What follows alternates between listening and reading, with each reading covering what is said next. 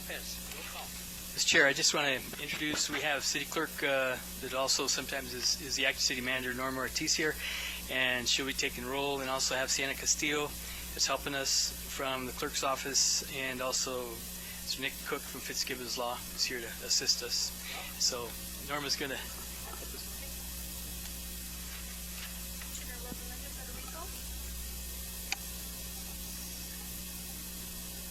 Commissioner Kim Boland. Present. Commissioner Matt Duran. Present. Chairman Ray Helby. Present. Vice Chair Al Metcalf. Present. Commissioner Shane Leonard. Present. And Commissioner Philip Bacon. Present. Thank you. We have a quorum.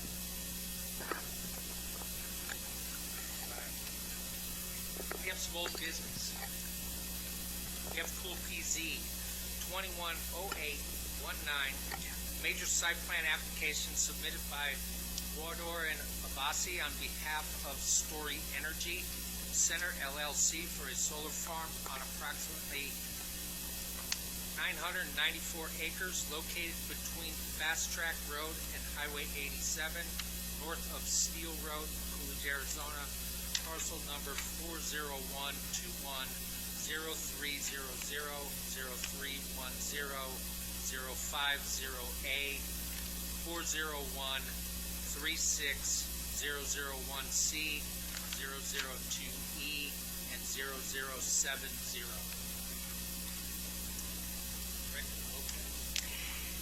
Chairman Hobby, Commissioners, if you recall, this item at the last meeting was continued during the public hearing, so you can continue right where you left off.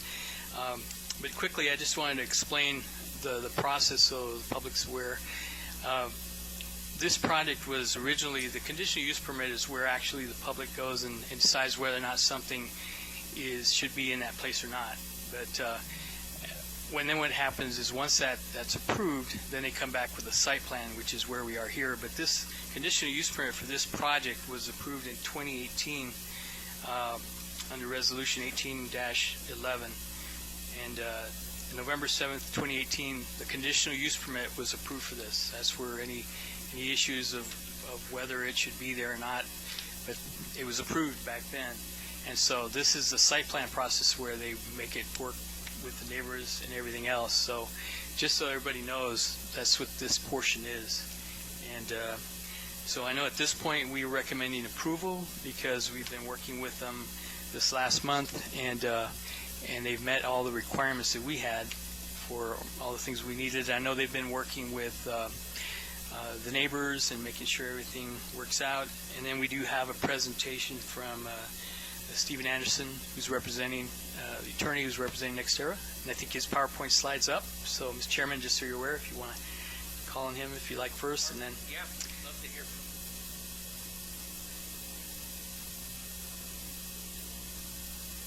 you. Good evening, Mr. Chairman.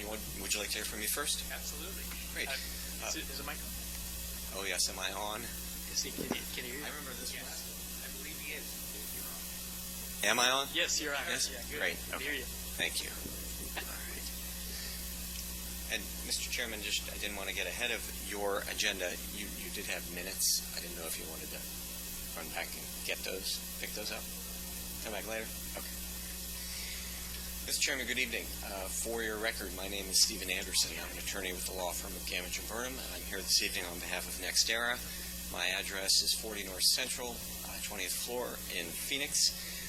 I am representing Nextera this evening, and with me this evening is Warda Abbasi. You'll recall Warda from last month's hearing as well. She agreed to the continuance.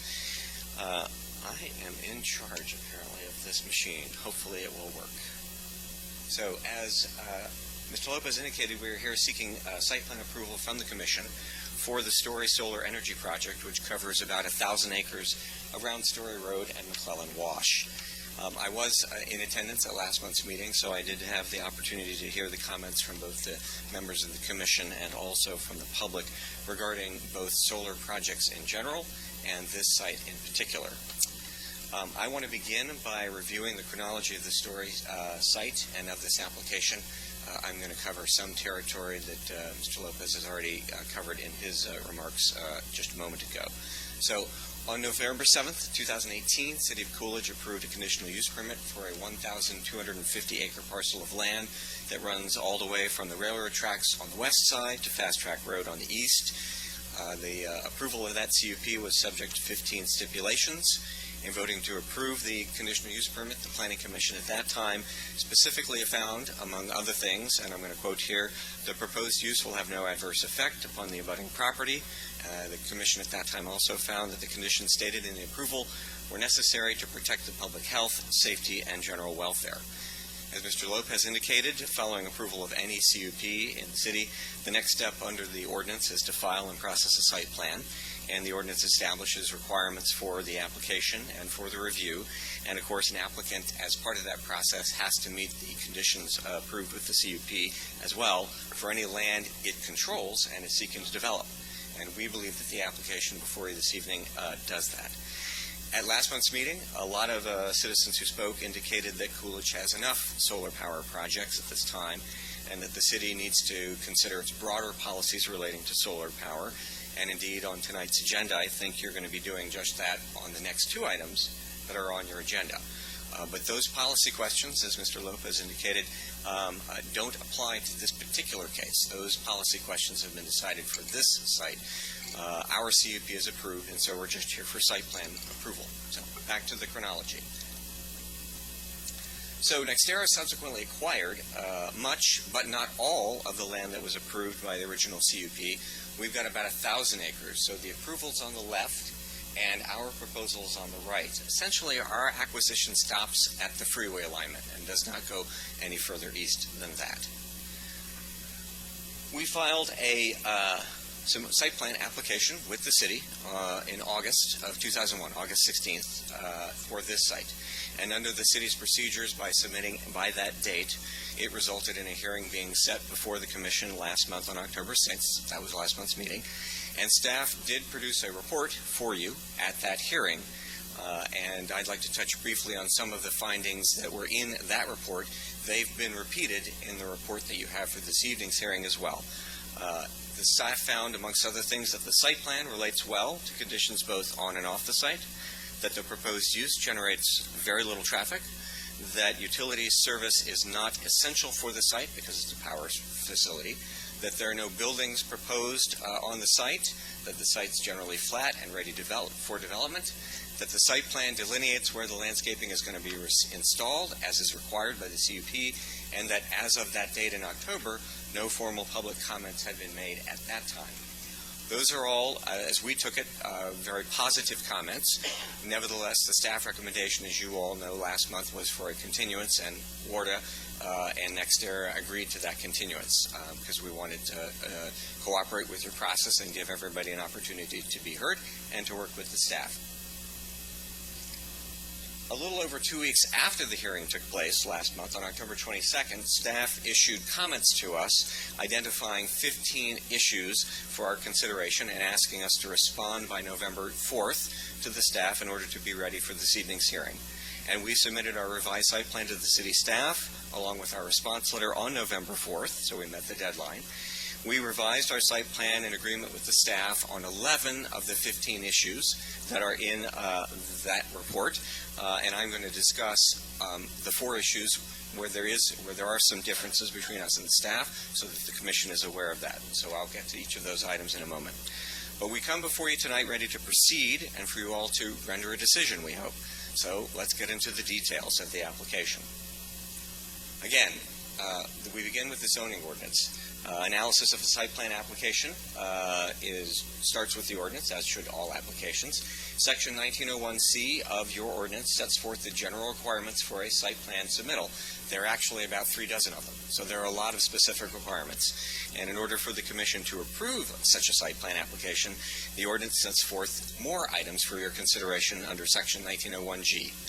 We believe we've met all of the requirements for the submittal and for your recommendation for approval. And as you have heard from Gilbert, the staff has agreed and is recommending approval this evening as well. But we are happy to discuss with you any of the requirements that are set forth in the ordinance. The next level of analysis is compliance with the CUP stipulations. As staff has indicated, The CUP was approved in 2018. As I mentioned, there are 15 conditions of approval, and the 15 conditions of approval, of course, apply to the land which we control. Again, we've only got about 1,000 acres out of the 1,250 acres that were part of the original approval. Those original conditions, by the way, included things like fencing, landscaping, right-of-way dedications, chip sealing of specified roads, and we believe we've complied with all of the applicable stipulations that are in play tonight with regard to the site plan that's before you this evening. Again, we'd be happy to discuss any of those 15 conditions from the 2018 approval. I'd like to next pivot from the ordinance, very general requirements, and the specific CUP requirements to the even more detailed level of the staff comments that we've received since your last hearing.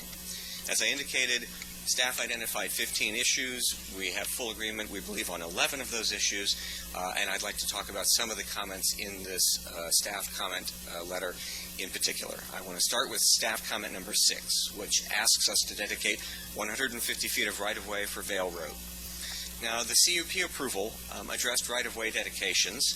In fact, 6 of the 15 2018 conditions were specifically about dedicating right-of-way. And again, NextEra bought the land after that approval. And when we bought the land, we were acting in reliance on those conditions as they had been approved in 2018. So number 6 actually asks for a 150-foot wide corridor that runs through 1.5 miles right through the middle of our site. It's actually over 1 million square feet of land. It's 27 acres plus of land. You can understand that our position is a difficult one because we bought in reliance on the 2018 right-of-way dedication requests, not anticipating that there would be another 27-acre hit. And so on this condition, we respectfully decline staff's request. We're presuming, by the way, that the reason that it didn't get picked up in 2018 is because the Vale alignment is actually the McClellan Wash in this area, but again, that's just speculation on my part. It doesn't really matter why. We're just talking about the sequencing and timing of the request. Staff comments number 10 and 11 address our neighbors and landscaping issues, and I'm going to discuss those, as you might imagine, in detail in a bit. Staff comment number 13 asks for improvements to Fast Track Road. As I indicated before, our application for the site plan is actually smaller than the original approval and does not include Fast Track Road. So the condition's still there, still running with the land, and whenever that land develops, the appropriate dedication or improvements will need to be made on Fast Track Road, but we don't control Fast Track Road. So we don't have the ability to help, and it's not within the scope of our application. Staff comment number 14 suggests that we relocate our access to Area 5, and we have agreed to do that on a permanent basis. But just so your record is clear, I did want to note that we would like to use that Hohokam Irrigation District Road for construction access only. We thought that this would be a good way to get our construction traffic off of your main public roads as quickly as possible. So we thought that would be beneficial for everyone concerned. But I did want to flag that issue for you in case you want to discuss it. Finally, staff comment number 15 doesn't really ask us for anything specific. It just says there may be future requests for high-voltage power lines in this area.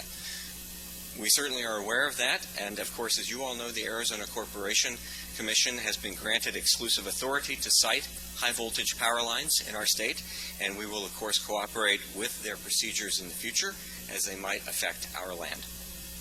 I now want to take some time to address the public comments that were offered at last month's hearing. Let me start, first of all, by thanking all of the residents who took the time to come out last month and voice their concerns. We obviously appreciate their taking the time to do that. As I already stated before, but I want to reiterate it again, the policy decision for this specific site has been made. The CUP is approved. The only item before you tonight is the site plan application. So while there may be policy questions that are raised by the next items on the agenda or future discussions, those policy considerations aren't an issue on the table for this specific application. This is a map of our immediate neighbors. Judy Lynch, who's here this evening, Ty Dowdy, who I understand is not able to be here this evening, and the Goldman family, including Nathan Goldman, who spoke last month, and the entire family whose houses are on Steel Road, where they operate their dairy as well. I'm going to begin with the two neighbors whom our site completely surrounds, Judy Lynch and Ty Dowdy, both of whom you heard from last month. Let me start with the CUP. Condition B calls for a chain link fence on our perimeters, including these perimeters, and conditions C, D, and E of the CUP establish landscaping requirements. Staff has recommended in their comment number 10 from 2 weeks ago that we provide a block wall for both the Lynch property and the Dowdy property.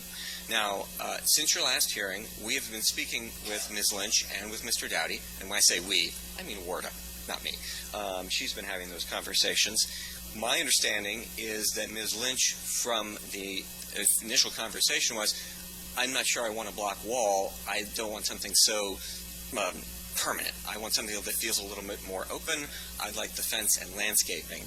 Mr. Dowdy, as I understand it, has recently come to that thinking as well.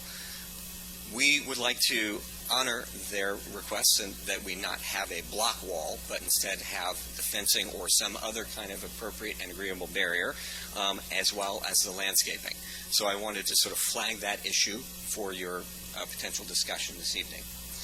Ms. Lynch and Ms. Dowdy both said last month that they would prefer 100-foot setbacks instead of the 50-foot setback that is the baseline in the ordinance for these sorts of uses.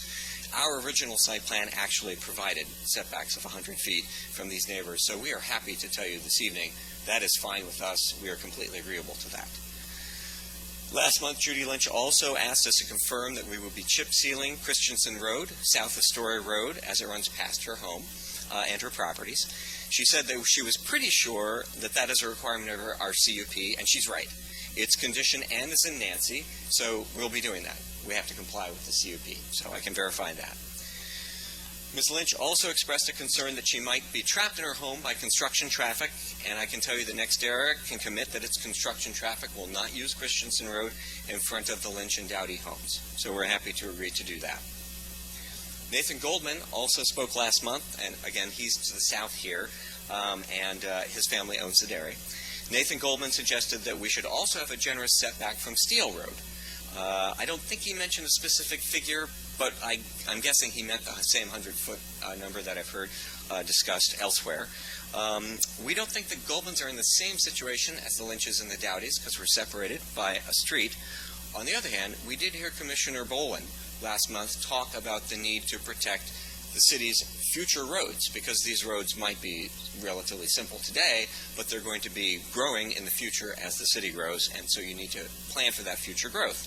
And for that reason, we're amenable to Mr. Goldman's suggestion that we should provide a 100-foot setback for all of our panels along Steel Road in front of the dairy, just as we've committed to do on the Lynch and Dowdy properties. And we've modified our site plan to reflect that commitment. Mr. Goldman also asked about decommissioning, and that's a good question, and I didn't want it to get lost in the shuffle. NextEra builds the cost of decommissioning into its budget. We have to do that because once we turn our system off, obviously we don't make any more money. We're done making money. So our project budget sets aside money every year, and for a total of $15.7 million in our budget for decommissioning to be accumulated over the lifetime of the project. I should also note on the subject of decommissioning that last month, one of the citizens who spoke expressed concern about the capacity for recycling of this equipment when it gets decommissioned. I wanted to let you know that there are currently 17 companies in the United States that engage in recycling of solar equipment today.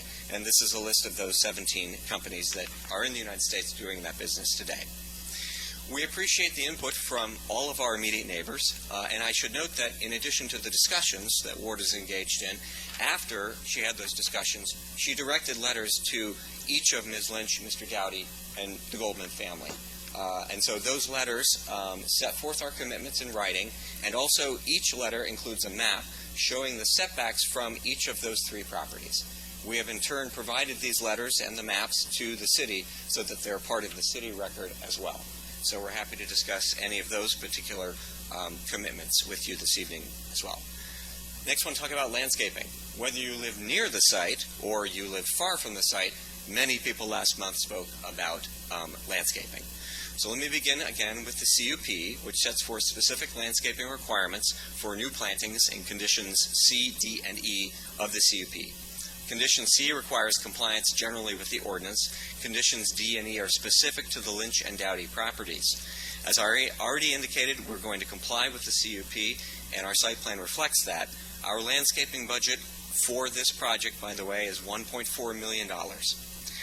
The next thing I wanted to touch on and let you know is that I was not the only consultant that Warda brought along last month. She also brought along the folks from AAA Landscaping, who do the landscaping for NextEra, and they are here again this evening. Now, obviously, after what they heard last month, they immediately developed an action plan, and hopefully, since the last hearing, you have noticed some short-term improvements on the existing NextEra sites that are in the area. But it is still fair for the neighbors to say and demand a better understanding of the long-term plans for landscaping at the site. So let me begin by talking about water. Our county site, the most long-standing site in the area, has a very limited water right, and we actually have to import water to that site. Fortunately, our two sites in the city have some drip irrigation and water availability on their sites, so we're better able to provide water to those two properties. But more importantly, I wanted to let you know that on October 21st, NextEra and AAA Landscaping provided their first monthly report to the city for the Saint landscaping at the Saint site. That's the existing site. And we intend to continue to provide these monthly reports to the city going forward. Now, for Saint, that's a voluntary commitment. Saint's already approved, it's operating, really nothing that you all can do about that.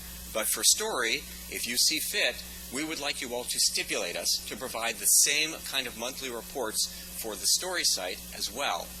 The reason we want to do that is not only to help us keep our eye on the ball, but it is also about enforcement, because we talked about that last month as well.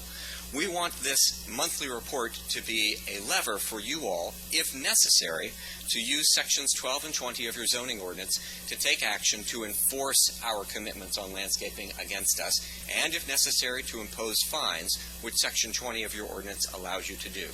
So I would ask you to please stipulate us to that monthly report to facilitate that enforcement commitment. There were a few other items of public discourse last month that I wanted to touch on. Many of the speakers commented about temperature change. No one who lives in Arizona is going to tell you that there's anything cooler as a neighbor than a farm. It just can't credibly be done. I'm not going to attempt to do that this evening either. I do want to note, however, for your record, that there is a trade-off. I don't know whether it's worth it or not. I'm merely memorializing it for the record. It's a policy issue, really. But I did want to observe that when a farm is converted to a subdivision, the water usage on that property drops somewhat. When a farm converts to a solar facility, water use drops dramatically.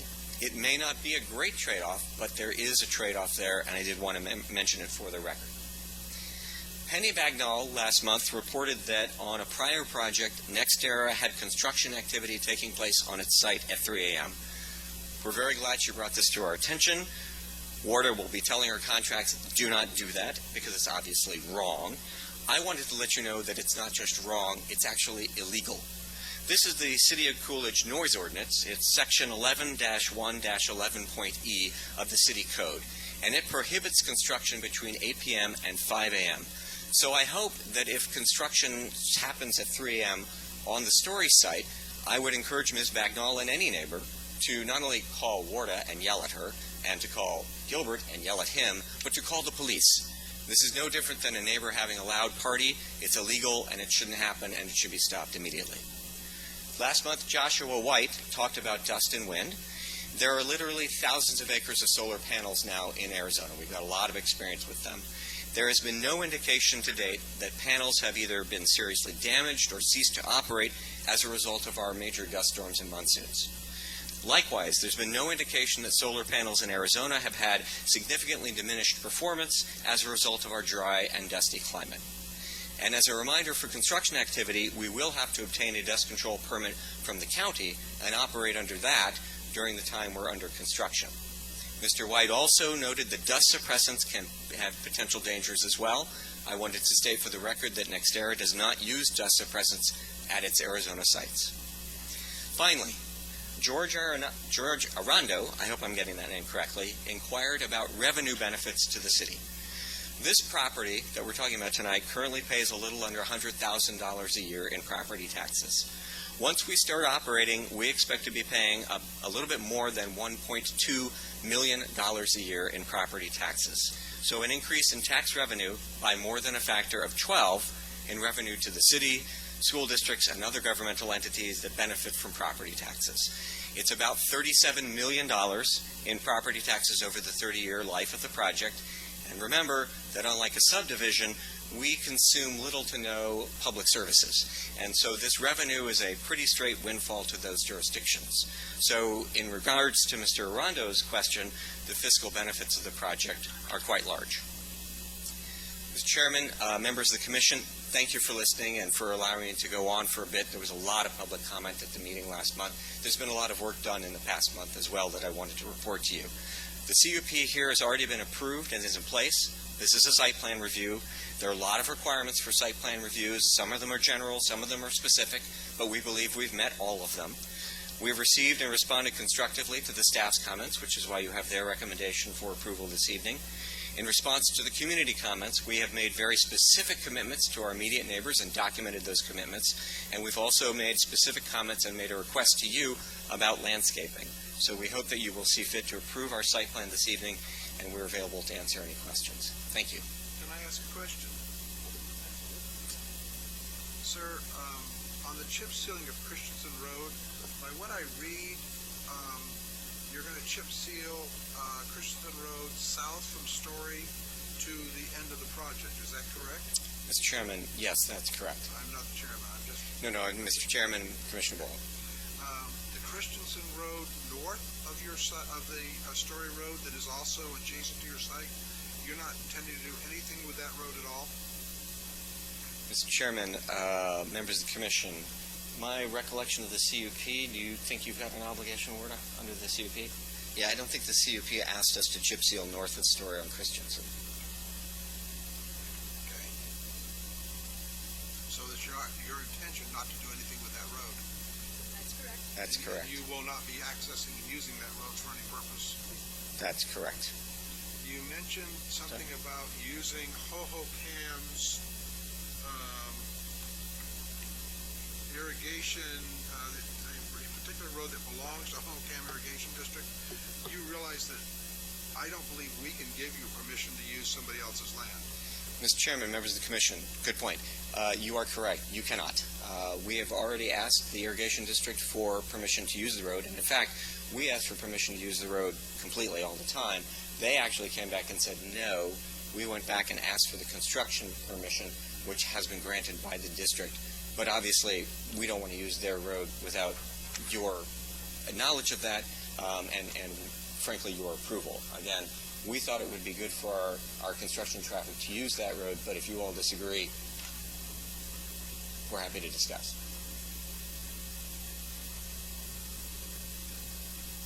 That's all at the moment, Mr. Chairman.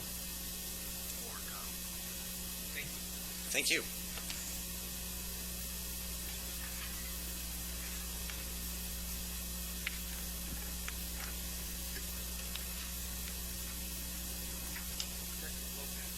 We are still in an open public.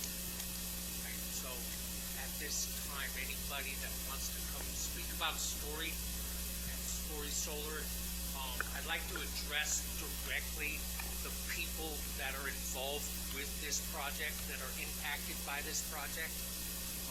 I know that a lot of you are here for other solar stuff that we've got on the agenda, but I really want to hear from the people that are impacted.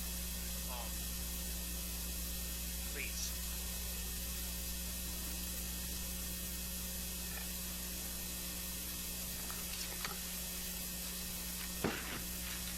Nathan Goldman, 5815 East Steel Road. One question I have is, where exactly is this substation? I believe it's lower left.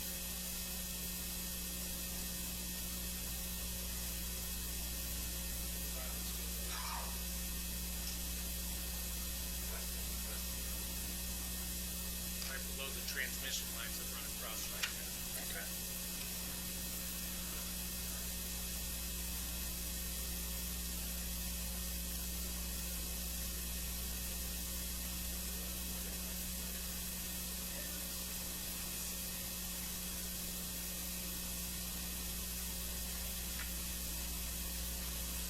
So I went to the other meeting with the about the sub panel. Had nothing to do with the site plan, so it was a waste of my time. My concern is with the sub plan, with the substation being right on Steel Road, being right next to all our homes, and haven't looked at that. But I believe they said it's going to be under. It's going to be under, what was it, 50 feet? Is that correct? 50 or 70 feet tall? Yeah, substation. I believe they said it's going to be, it would be under 60 feet tall on the substation? Yes. Yes, please. Good evening, Commission, Chairman. Yes, so you're correct. The poles, the height of the poles will be at maximum 50 feet. Please introduce yourself real quick for the camera. My name is Warda Abbasi, and my address is 5350 East Deer Valley Drive, Phoenix, Arizona 85054, and I am the project manager for Story Energy Center.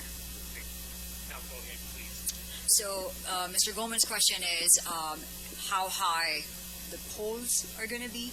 So the poles are going to be at maximum 50 feet high, according to our current design plans and what we filed for approval with the Arizona Corporation Commission Line Setting Committee, which was approved on October 19th of 2021. And how far would that substation be from Steel Road?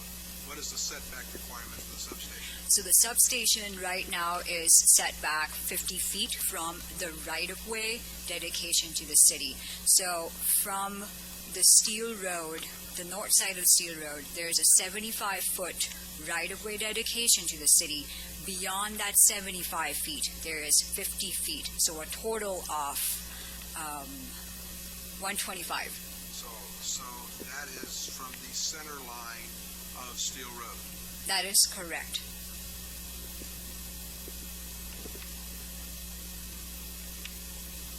Is there fire access to that substation? Yes, there is. It's in our plan on page number SP05, second to last. There is a fire access to battery facilities and our substation.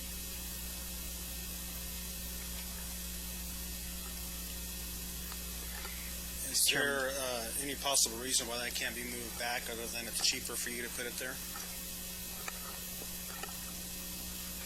It's actually, it doesn't matter. It's not about being cheaper. Our Gentai route, which was approved by Arizona Corporation Commission, we'll have to go back to them for an approval because if I set back my substation further than what I already am, which is 125 feet, then I will have to go back to the Arizona Corporation Commission, file for an amendment of my route, which just got approved on October 19th. So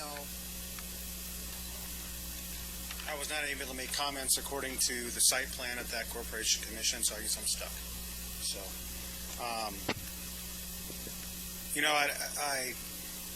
I appreciate that you moved it back 100 feet off the road. I do appreciate that. And again, this is your land, and you can do what you want to. It's just sad for me living in the middle of an industrial zone that never thought it would be there. But it is what it is. And my thing, I know we're not supposed to. I guess I am speaking with Story Road Project. My appeal to you guys is how much more do we have to put up with this? How much more are we going to put in Coolidge? I understand it's all about dollars and cents, and I guess that's really what it comes down to. And agriculture doesn't mean much anymore. And so we're just putting up these industrial zones right in the middle of agriculture center but these are people who are coming and they're going, and they're not part of our community. They're not ones who worship here. They're not ones who part of our schools. Yeah, they send money. They're a lot more, I guess, than I do. So I guess that's the bottom line. But it's sad to me to see where Coolidge is going. and that it's just nothing but solar panels. As far as the eye can see, when I drive down 11 Mile Corner and I drive through by Coolidge, and it's sad to me to see where I grew up as to what it's turning into. So I appreciate. I'd like to hear for what they have to say about exactly what. On the landscaping, is one you have a tree and then a shrub. What is a shrub and what is a tree? What exactly are they going in? I can provide Mr. Goldman the specifics of our landscaping plan as we submitted to the commission, the last page of our site plan that describes all the species that we plan on planting. I have my landscaping representative, my subject matter expert here, so I'll be sure to provide Mr.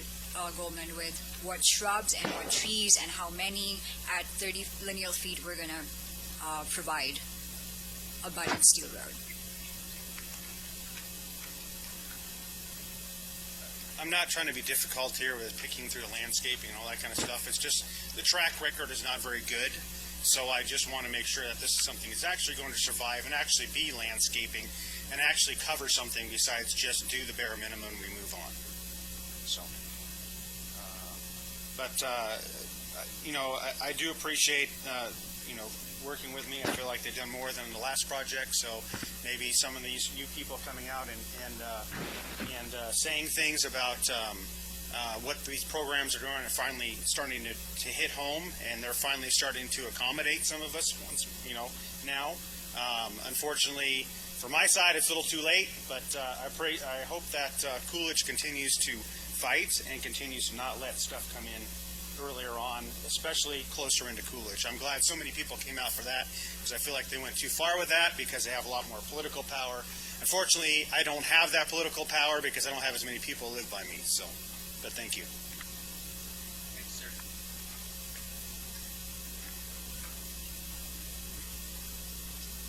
Tom Bagnall, 7443 South Sunshine Boulevard, Coolidge. There's a couple of things I'd like to talk about. First off, when you're talking about the Gentai, so as I understand it, you went ahead and got an approval for the Gentai before the site plan was approved. Is that correct? Yes, that's correct. Well, I think that was putting the cart before the horse there, and I think that if the commission decided to go ahead and have them move that back and you had to go back, I mean, that's something that you need to do because you kind of jumped the gun and got that before the site plan was approved. Some of these things that I want to address as well, I think I had a meeting this afternoon with Mr. Rulline.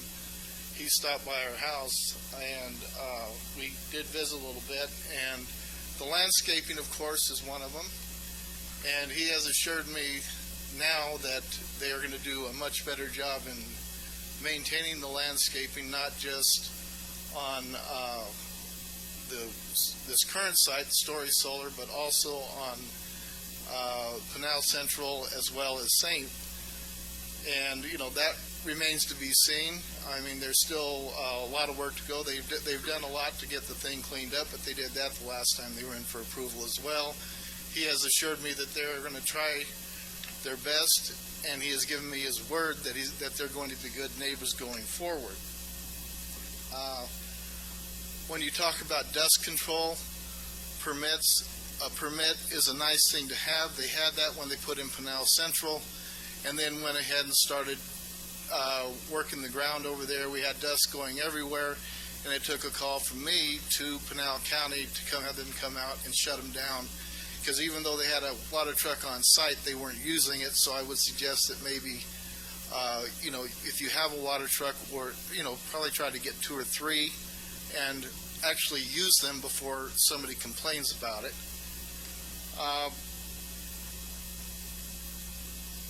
One thing, is there going to be battery storage on this property? Yes, there is. It's right next to the substation on the southeast corner, just off of Steel Road. So it's Excuse me just a second, Thomas. That is the place closest to the Goldman Farm? Is that what you're telling me? Is that what you just said? The southeast corner? It's actually 1,100 feet away from the Goldman Farm, and it's 125 feet setback. And the reason why we located our energy storage project right next to the substation is because of fire access. This is the easiest fire access off of steel. If we located further back into the project, the fire trucks won't be able to get to them as fast as possible. That's why we always locate our energy storage projects right next to the substations, because both of them include high voltage equipment and they need readily fire access. Thank you. Sorry, Mr. Mayor. Okay, and that leads me right into this. I don't know what kind of training or what kind of equipment the Coolidge Fire Department has in the event that we have a lithium-ion battery fire. Or, I don't know if one of these solar panels, if they could catch fire. But I don't think that we have that training currently with our fire department, and I don't know if they have the proper equipment. I don't know what that is, and I don't know if anybody else does. And if we have to have special equipment, if there has to be special training, and it's a result of these battery facilities coming into these solar arrays, then the solar developers should pay for that equipment. They should pay for the training of all of our firefighters so that we protect them as well as the public in the event one of these things catch fire. And I don't know if that's going to be in the form of some kind of an impact fee, because again, I don't feel that the local folks should have to bear the brunt of the cost for that training when it's the solar developers that are bringing these volatile facilities in here. We all know what happened with APS. Theirs caught fire. It blew up. It was toxic. They had winds blowing. I tried to find out from NextEra after that happened about the battery facility out near my home. And I had a phone call with several people from NextEra, and they told me that they had that theirs wouldn't catch fire because they had this technology that would keep it from catching fire. And I said, well, what happens, say that if your technology fails and it does catch fire? Well, can you tell me what you're going to do then? And they said, well, we've contracted with I believe it's the one out near CAC, the fire company out there, which has pumper trucks, and they're not going to have enough water to fight one of these things out there. And I don't know if they had the training. But these are things that we need to look at when they're putting something as volatile as that, and especially when you got the Goldmans in this close of proximity. They're closer to this battery facility than what I currently am. So I'd just like to know, what are we going to do about that, and if the folks at NextEra have any input as to what they're going to do, and again, to take that off of the local taxpayers and put it on them as the developers and all the future developers that were coming in with these. So, and I think that's really about it for right now, so thank you.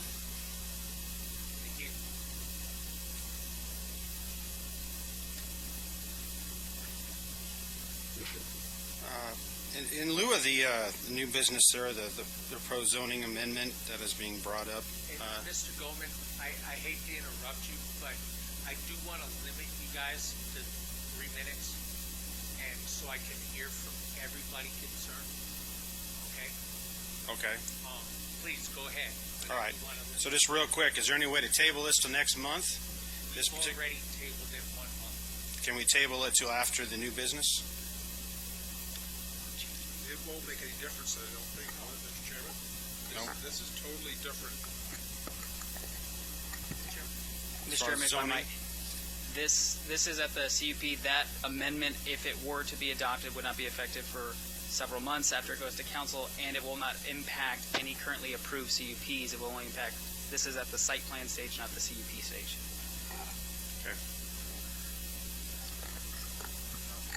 Mr. Chairman, Gilbert, the CPD they're quoting, we don't have a copy of what we originally agreed to. I was on the commission, I believe, at that time, and I don't remember what we agreed to or what we said in that time. Do we have that available? The conditional use, the conditional use permit, it's the map that Tim created that shows the landscaping and all that. That's the basis of it. Yeah. Well, the reason I'm asking is I just wonder why, when we were sitting on this board 3 years ago or 4 years ago, Yep. that we didn't do something with that road on Christensen when it was right next to that property. But I'm sorry, I can't see it.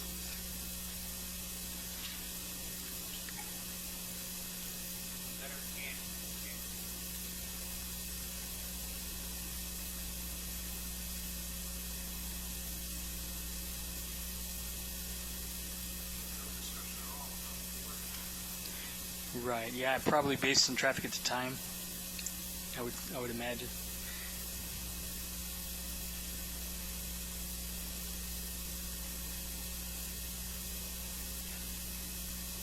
Is Dale Road being chip sealed north to south from your project? So the area that goes through your project is not being chip sealed on Dale? We're not going to be using Railroad, Commissioner Bolin, for access. It was specifically requested by the staff in their comments. If we were to use Railroad, we will have to chip seal it, which is why we're not using it for access. You're just not using it, period. That is correct. Is it going to be open to public use? Yes, absolutely. Thank you.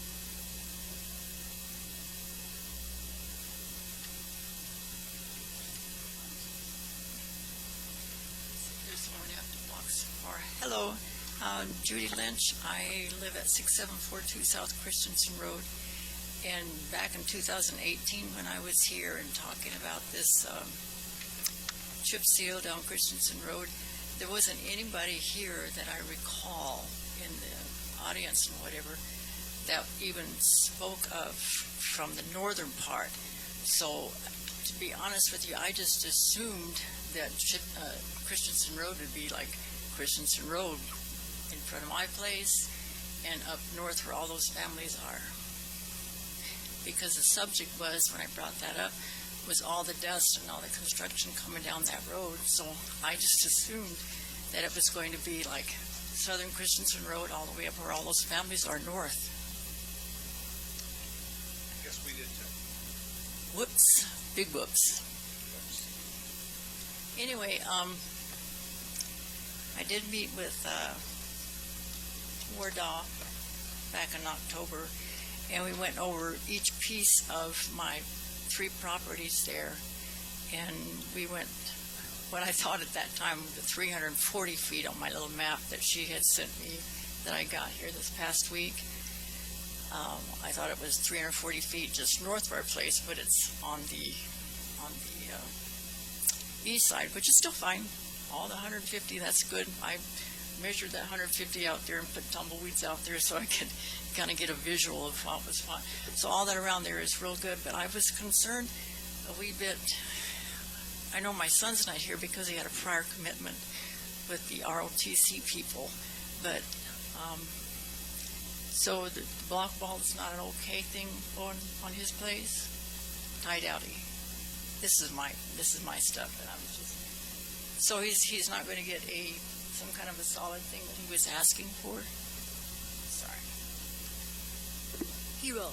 So when Mr. Dowdy and I chatted on November 8th, which is, I think, Monday, he called me in response to the letter that I sent him, and he and I came to an unofficial agreement that concrete wall may not be the best solution here. I did say I'm going to provide you a block barrier, whether it is chain link fencing with the plastic slats that you can't see the panels, or something like Trex. I'm trying to remember.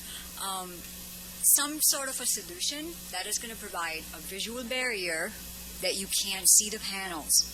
Doesn't necessarily have to be a concrete wall, and the reason why I don't think a concrete wall is appropriate here is the way Mr. Dowdy and Ms. Lynch's properties are. We are surrounding them. I don't think that having their concrete walls all around their properties is a good idea. It's going to be claustrophobic. That's why I talked to him and I said, maybe we can come up with another block barrier which can provide you the shield that you're looking for. I understand you don't want to see my panels.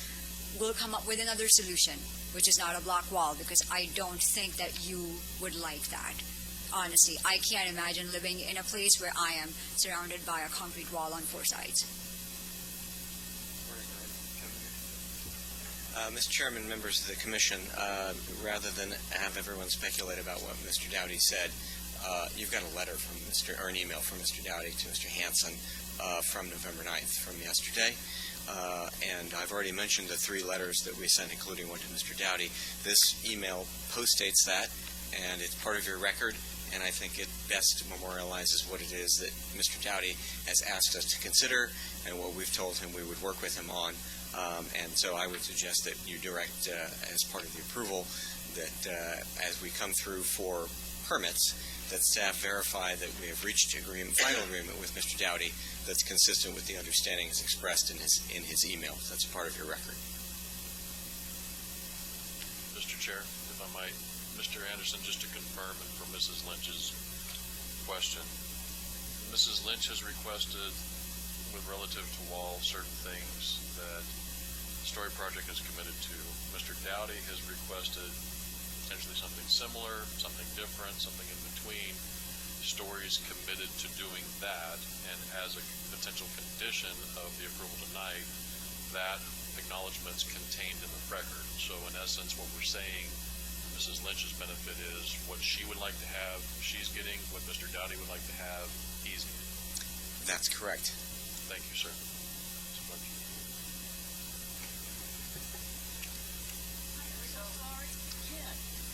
My 3 minutes isn't up, but anyway, I was real happy with the distancing, the footage around my places there, and the vegetation that WARDOT and I talked about on the 22nd. So that's grand. But I do have something kind of curious. I don't have it on my map that she sent me, but it may be some kind of fluke thing, but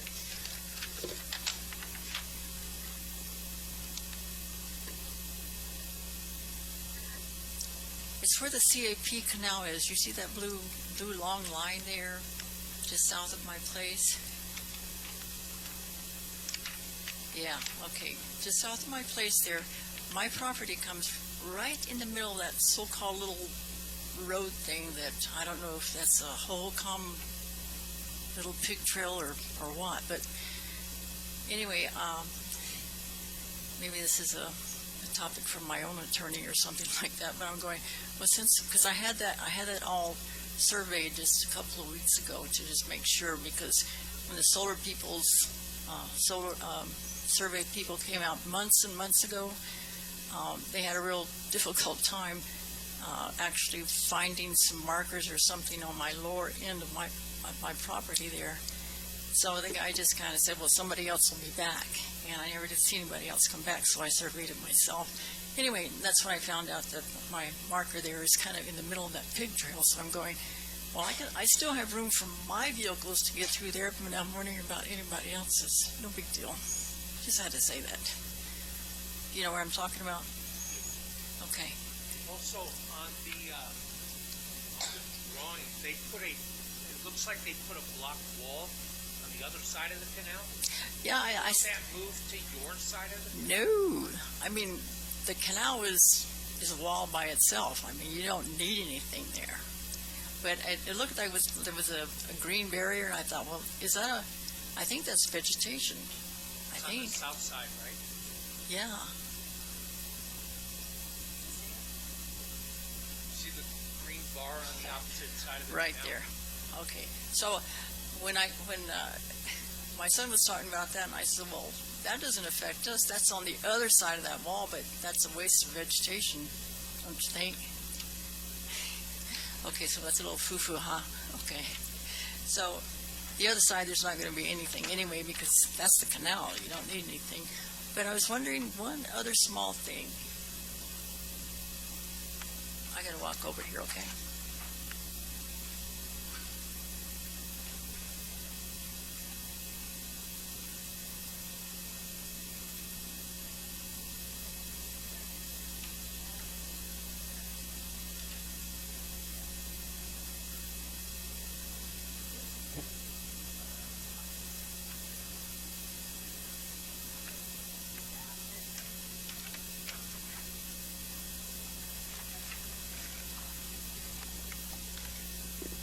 No, it won't be. That's an error. The vegetation is going to be around your property right there, and there's a distance. So the canal roads, I believe there are 12 to 16 feet in width, and because it's Hohokam Canal, it's their right of way. We can't put anything in there anyways. I guess that's all I have to say at this time. Do I understand there's not going to be any more little meetings like this pertaining to this area? I just feel so sad for the folks that's on I'll say the northern part of Christensen Road, because they were within 300 feet of all this stuff, so I would assume they got a letter, don't you think, back in 2018? Because I know that I didn't get one. I did not get one. That's all I have to say.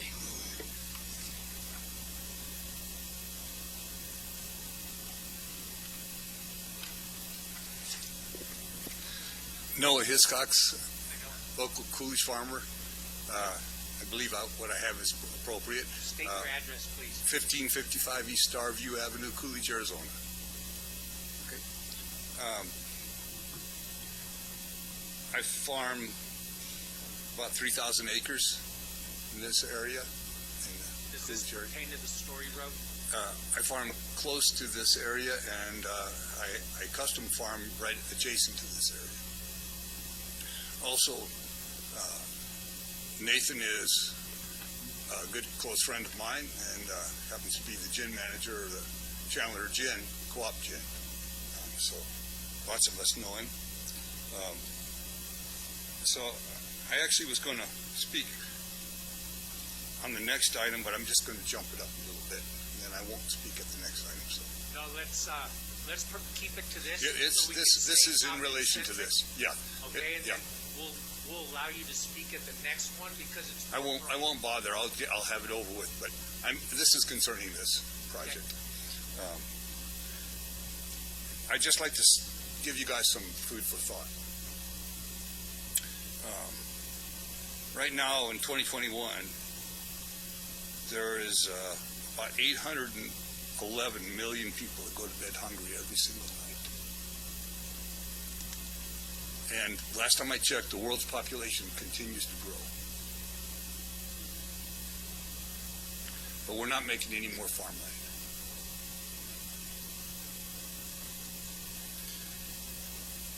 Everybody remembers Governor Cuomo, Andrew Cuomo, made a statement that anybody could be a farmer. You just dig a hole and put a kernel of corn in there and a little water, and voila, you're done. It's just that simple.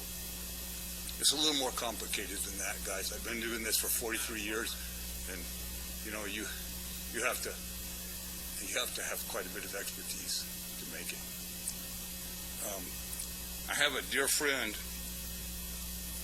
that's a retired professor of agriculture named Karen Gelmacher, and she wrote a paper on soil, an Earth's non-renewable resource.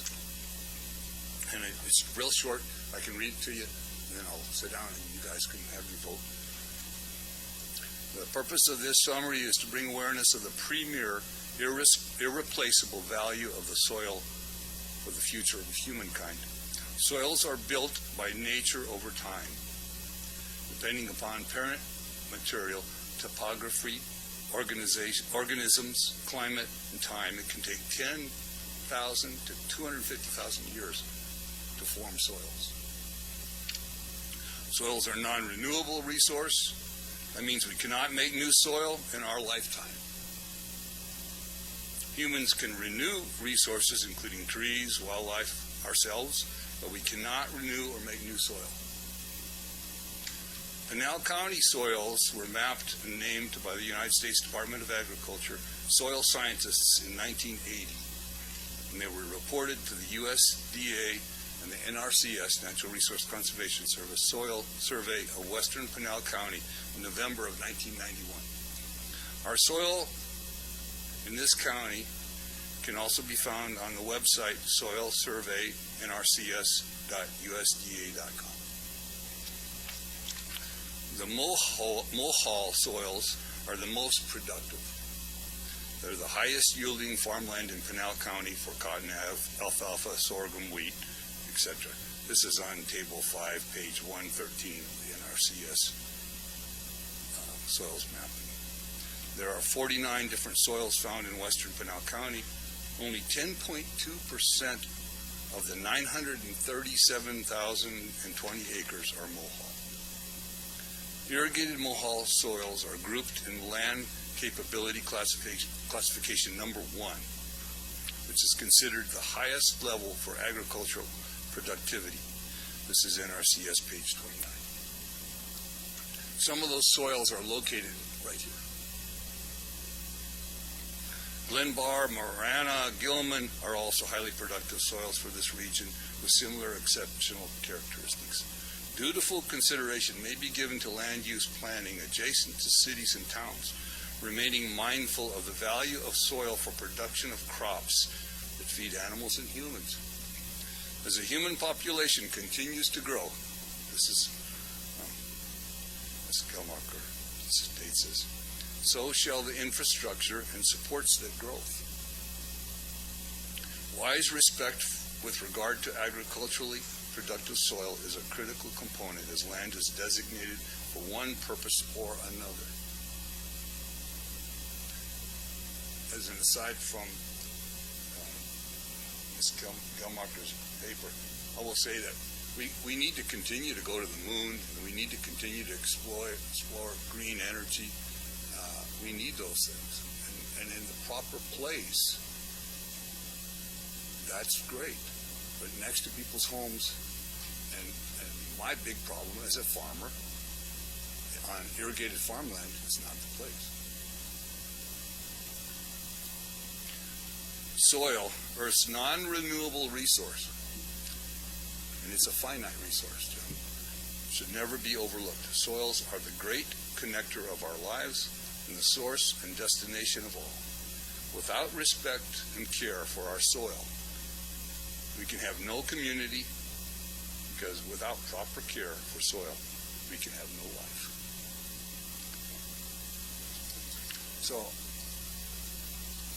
I just ask you to really search your soul and decide, is this the best place for these kinds of projects? And if not, maybe you need to look a little deeper and think about it a little longer. Thank you for your time. Thanks for listening. Thank you, sir.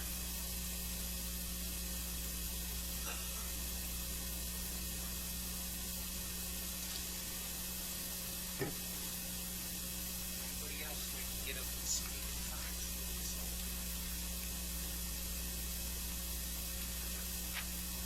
Okay. Mr. Chairman.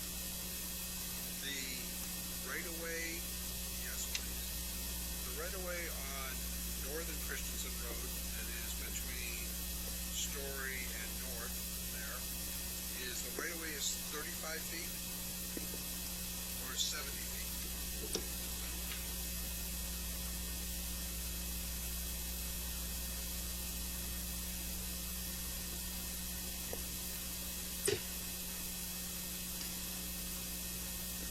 It's 35. I'm sorry. It's 35 feet. So that's from Number the 8. center or that's the total road? It's 35 feet on each side of the road. Okay. And then your your setback is an additional 50 feet before they have any construction or any, is it any panels, or is it an additional 50 feet before the bushes and trees are planted? So, Commissioner Bolin, can you direct me which portion of Christensen? It would be SPO1, I think.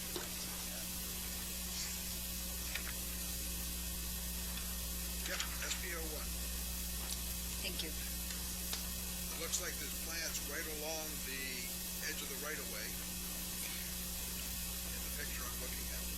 So, there's the center line, then there's a 35-foot right-of-way, and then our landscaping starts. The landscape starts. And then when does the security fence start? The security fence is set back from the landscaping, 50 feet from the landscaping. So you're going to have basically a bush wall right next to the road.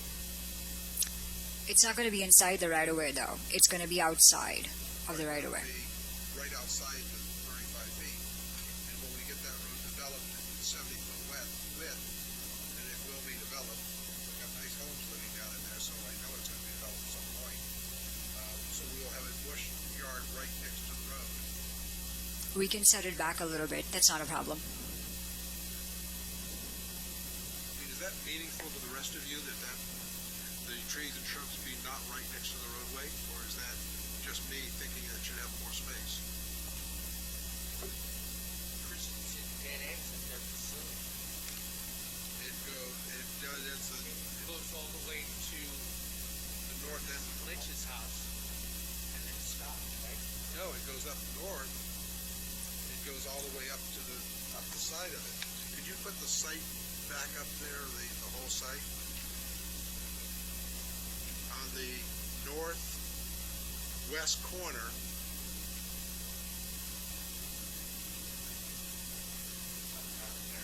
yeah, that's where, that road is a it's a dirt track. It's not really a road. It's a dirt track there. And what we're looking at is there's a 70-foot right-of-way, 35 on either side, 35 feet of there, and then they're going to put their trees and shrubs somewhere next to that. We don't know whether it's going to be 1 foot or 10 feet from the road, but it just seems like it doesn't need to be that close to me. I don't know, when going down there, it'll be beautiful to have a nice set of trees down there growing, if they actually do.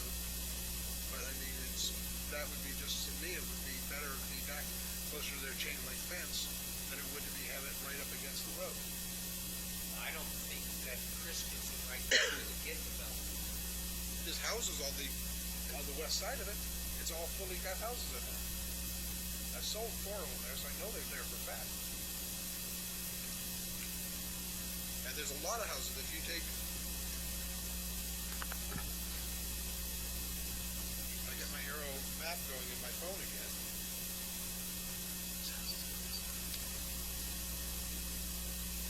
There's 2 streets in there, Sacramento and Savannah.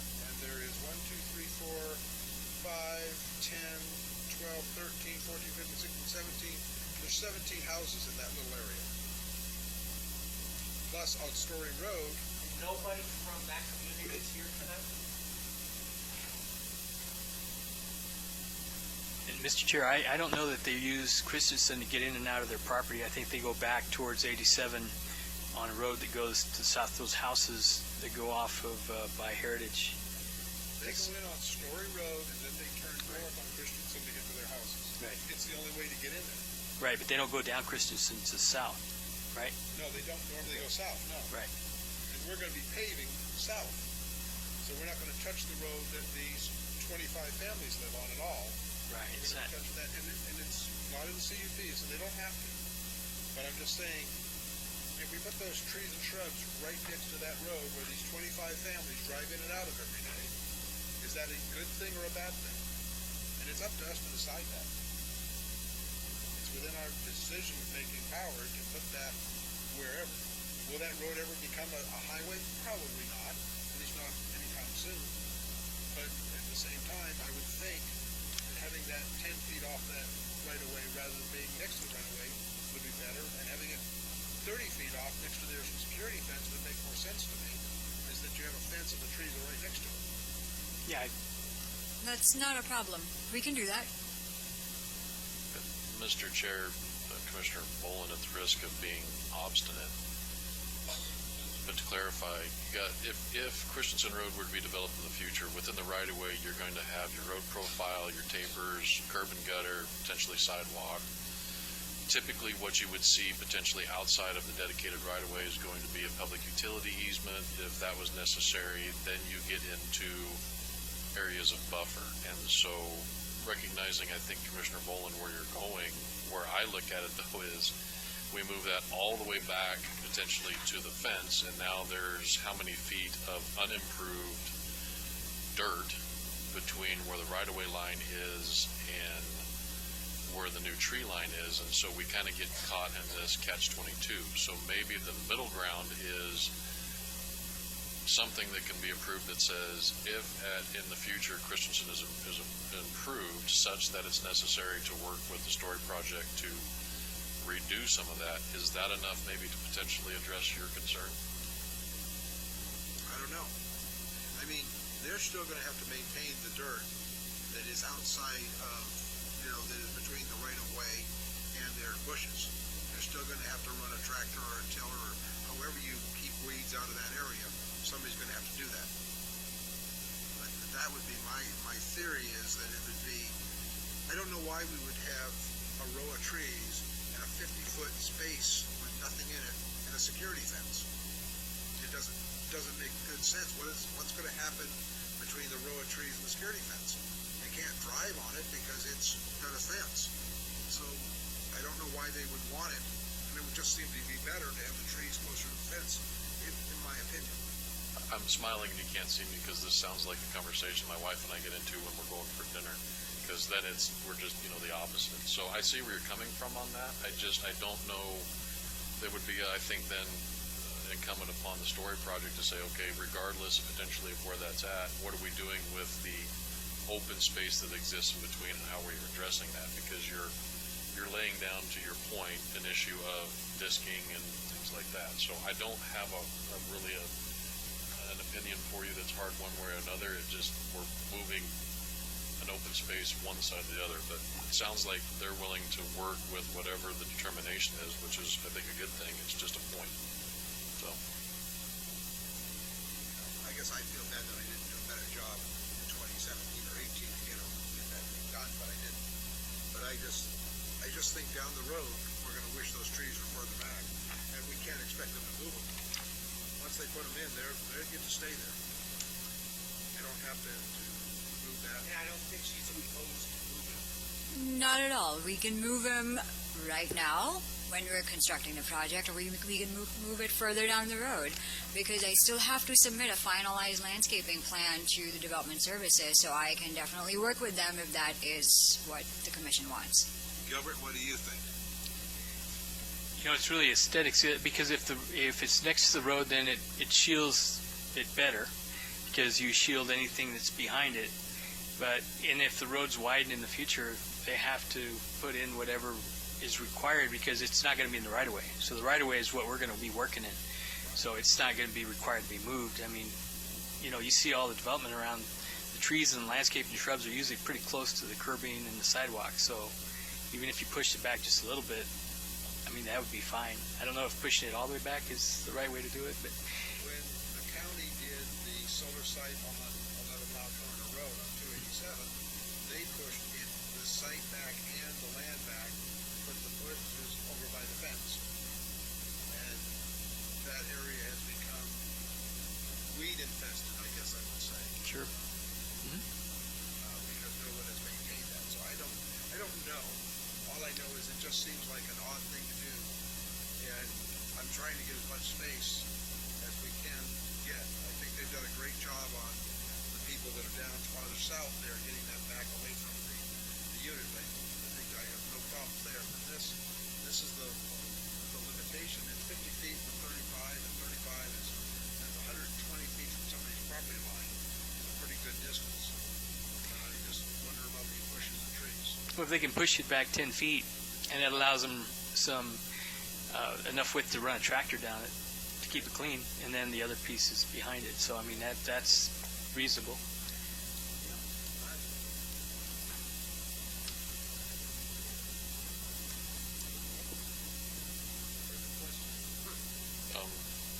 Sorry, Mr. Boland, are you?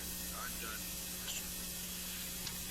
Mr. Chair, to the points that Mr. Anderson brought up, in particular to, we have the concerns that Mr. Goldman presented, the speakers presented, but in the beginning of the presentation, there were 4 points that Mr. Anderson brought up, and I'd like to hear from staff what the response is to those 4 points. In particular, the issue of the additional 150 foot of right-of-way, and I understand it's not a potential, it's not a directive, but in particular this issue of the future Gentai line for potentially other projects. But in any event, the 4 points that he acknowledged that there might be some clarification or disagreement with staff on. We talked about that with Rick, myself, and Tim, and we agreed we didn't need that much right away at this point on Vale Road. So that's why we went through each point, and so we came to an agreement that that's correct. And if we needed any in the future, we don't know that Vale Road is going to be much wider, we would at that point try to acquire right away if we needed it. But at this point, what we have is adequate. As far as the Gentai, we looked at that. There's some, we had the opportunity, if we wanted to intercede with the ACC, we didn't need to do that. So we're just keeping it in line. And the fire department also has looked at all this, and they're working with all the solar about getting some additional type of equipment that we have foam trucks. We have, the chief feels comfortable in the training they receive. They go to training all the time.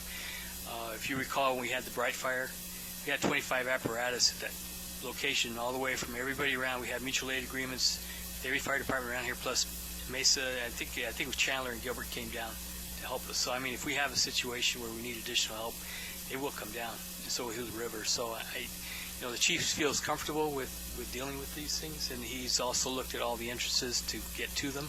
And we've commented on that. They've worked with us on getting the fire trucks in. So that was I think that was brought up. Commissioner, I just want to add that. To that point, Gilbert, Mr. Bagnall's concern relative to, is the city prepared now and in the future to deal with this, and I might go another step further, other projects that have been approved. And I think you mentioned the incident that we're all kind of aware of, which was the fire on the west side of town, and how we responded to that. And the city's response is, yes. Fire chief. Yeah, we work constantly there. We're actually in the process of, we're going to be taking the council to get some property along the Selma Highway in 87 area to build another fire station.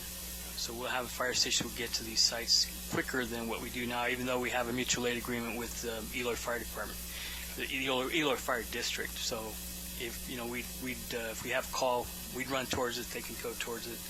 But we're also planning to do additional fire response by putting another fire station. We're actively working on that with St. Holdings to get that property from them, in exchange for some road construction right there. So, yeah, and we've talked to the chief about that, and he looks at all these things. We got Nikola out there. It's going to be creating hydrogen, and hydrogen trucks. We got battery storage. These are batteries. So we look at all the cut sheets for all those things to see how the fire department would respond to those. It's just like, when I was up in Glendale and Chandler, the fire department looks at all these things and has cut sheets on all the things that are in every site, so they know what's there and how to respond to it. Mr. Chair, Gilbert, but just to affirm, one of the differences between the Tesla location and the location we're talking about here is the proximity of residential, and in Mr. Goldman's case, the dairy. Mm-hmm. But the city is satisfied that with that sensitivity of location, use, equipment, we're prepared to deal with an issue that might arise. Yeah, I didn't have a concern came from the fire department regarding that aspect. We have emails that say they're fine with it. What experience does our fire or any of these fire departments have with a major electrical fire? I mean, that has got to be a completely different way of treating it. I'm sure you don't spray water on it, No, they have a certain, some of them they have to, well, I can't speak for the fire chief, so, I mean, if you want, I can bring them to you, but they do have, they go through all that, and we have substations that they have to be prepared to go deal with if something happens. So they've looked at all that, and they go to the training that they have to go. They're always going to some sort of training for these things. I mean, isn't the most sensitive part, so I ask you, isn't the most sensitive part the transformer and the battery storage? Is that the most likely area that we might have an accident occur? I don't think the solar panels in themselves will cause a major accident to occur, but the batteries and the transfer point would be, if there was a problem that could occur, that's where they've been occurring in other places, is my understanding. That is correct. The panels are made out of glass and silicon, so they in itself do not have anything that can catch fire. It is normally the inverters and the GSU transformer and the substation equipment, and to a certain extent energy storage facilities that can catch fire. Yes, that is correct. If you look at the area where we sited Story, just south of it is St. Solar. There's a 230 kilovolt and a 500 kilovolt line owned by SRP running north to south, right where our substation and our Gentai is located. Going further south, there are two substations, one owned by St. Solar, the other one owned by SRP. They're all high voltage equipment. They're all centered in one area, which is the reason why we decided to locate our substation and energy storage facilities all closer to steel roads, so that it's easier for the fire department to access in the case of any fire. Is SRP's near a house? It is about 1,200 feet away from the Goldman Dairy, because it is on the St. Solar property. The St. Solar project that was commissioned in the end of 2020, that switchyard was built for that project, and it is 1,200 feet away from Goldman Dairy. I was thinking it was farther south than that. No, it's actually closer to Steel Road. And in response to your comment about battery storage facility and fire, we actually have a very rigorous plan for any fire safety management. It is a four-prong approach. First off, the battery storage facilities, no one can walk into them. They look like containers, but they're not. You cannot walk into them. They are fenced off. Only people wearing PPE equipment can access them. They contain HVAC units. The most expensive part of the battery is actually the HVAC unit. They contain cooling systems inside them, and they are programmed such to operate at a certain temperature range. Once the battery goes outside the temperature range, it triggers and it shuts off on its own. If that system doesn't work, HVAC doesn't work, then we have remote shutoffs. We use what is called a SCADA. It is a site data acquisition system, which is just a network of fiber communication and microwaves, and we remotely operate it from our Pinal Central O&M facility. So if the HVAC doesn't work, if the internal system to shut off the battery itself doesn't work, our site manager is monitoring it from our O&M facility just down the street, and he's going to shut it off right there. If that doesn't work, we also have dry chemical equipment, fire suppression system, which is made up of dry chemicals that is inside those battery facilities, and that will not allow the fire to spread out. And fifth thing is lithium-ion batteries are very different from the LG Chem batteries, which was the fire that occurred in Peoria APS called the Millikan incident. There are numerous articles that have been written about that fire, and they speak to the kind of chemistry that was in those LG Chem batteries and why they exploded. Those are completely different chemistries. We don't use them. NextEra has a strict policy. We do not contract any LG Chem batteries. I don't think any of the top-tier solar developers contract LG Chem batteries because of their chemistry. Lithium-ion batteries are actually safer because of the lithium-ion component and all the procedures that I just described.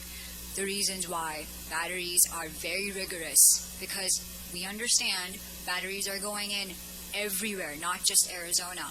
This is the next thing to make the grid more resilient and stable and reliable. And they are going in, so everyone is taking notice. We work with Underwriters Laboratories. We work with all the major security equipment rating companies who rate our batteries and who make sure that we have rigorous systems installed in our batteries. We work with fire departments. I have actually met Chief Dillon. He knows all our site managers really well. He's on our speed dial, and we worked with him on Pinal Central. We trained his staff. We're going to do the exact same thing for Story when this battery goes in, because it's just standard practice.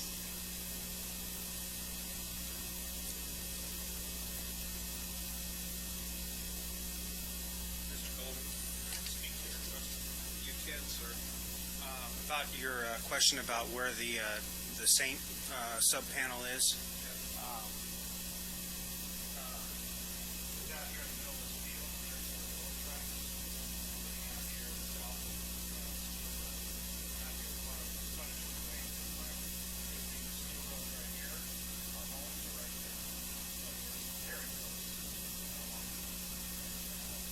I've driven around both of those, that's why. This is off to the side. They have to have an access point coming into it. Yep. Don't have an access point here. Back there. That was our point of going to the commission's hearing to try to speak to it. We weren't allowed to speak to it for our site plan, and then had to bring up something why it should not be permitted or not. We can speak to the site plan and all that. I appreciate that. I have another question. There's a space.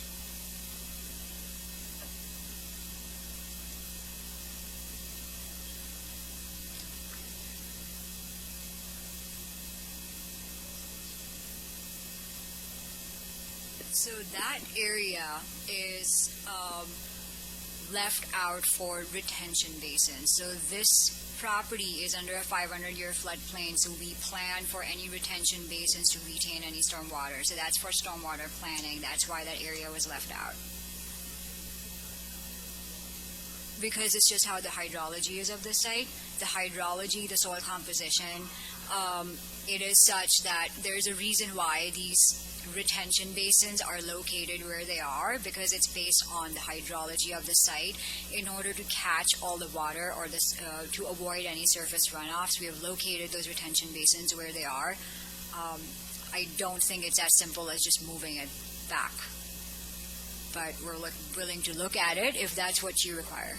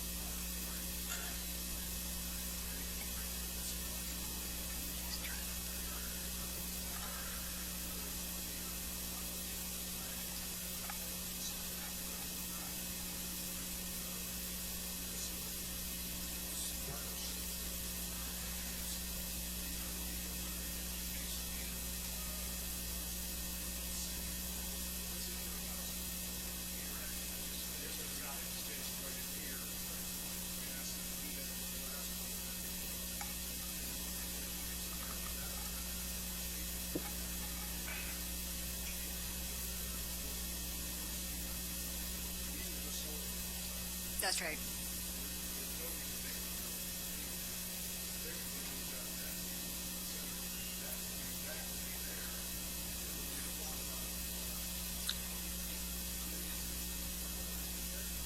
It is about 600. And I also want to point out the Head Canal right there. So I'm not a hydrologist, and I'm not going to claim to be one. I understand your point. We're willing to take back and look at it. But because of the Head Canal, I believe that's why the retention basin is located the way it is. And yeah, the blue line that you see, that is a Hohokam Canal. That's right. That is correct.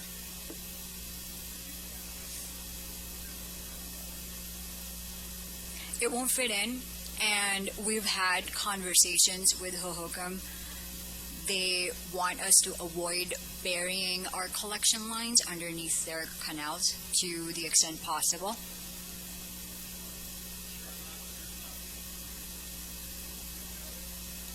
That is based on our Alta survey.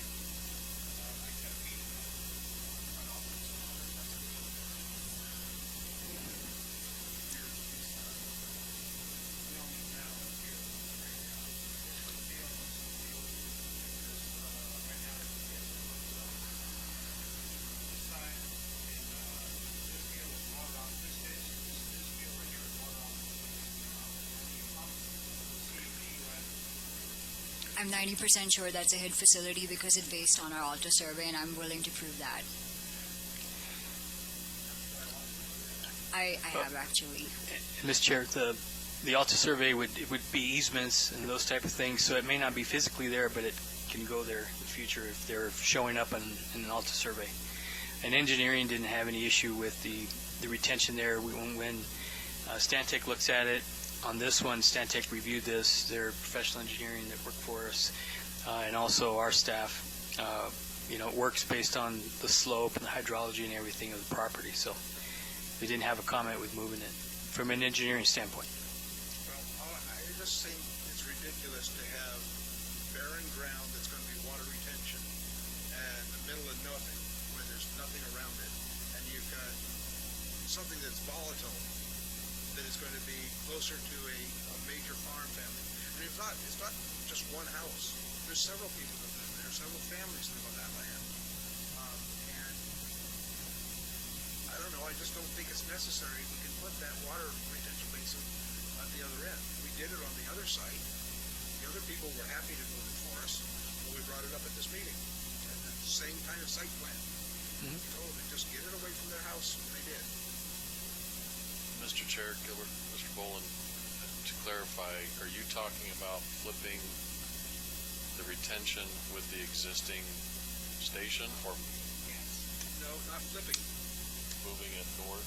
Moving the power station and the solar sites north to fill in where that retention basin is, and move the retention basin over the other end. So the retention basin is to Snorri Road, and you can drive by the retention basin to get to the power plant, which just, the access won't be a big deal. It's 600 feet off the road. It's farther than that on the site for whatever the other company's called. It's farther than that off than 287 because I've driven in there.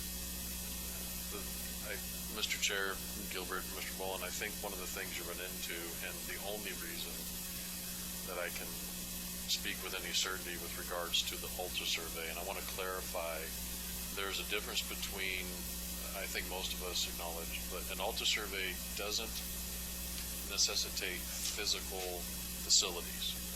What an Alta survey does is identifies, among other things, Mr. Boland, as you're aware, property rights. I'm aware of, because of my involvement on the freeway stuff, that's an accurate reflection of the Alta survey associated with Hohocam's right-of-way, in essence, their easements, things like that. And so it can be difficult, I believe, to try and be operating in between those relative to what we might be thinking about. So that's a complicating factor. The other thing then I think we would need to address is moving it away from the dairy then makes it closer to Mrs. Lynch and Mr. Dowdy's property, which you kind of start balancing that out. So I understand where you're coming from, and from a site design, it would seem to potentially make sense.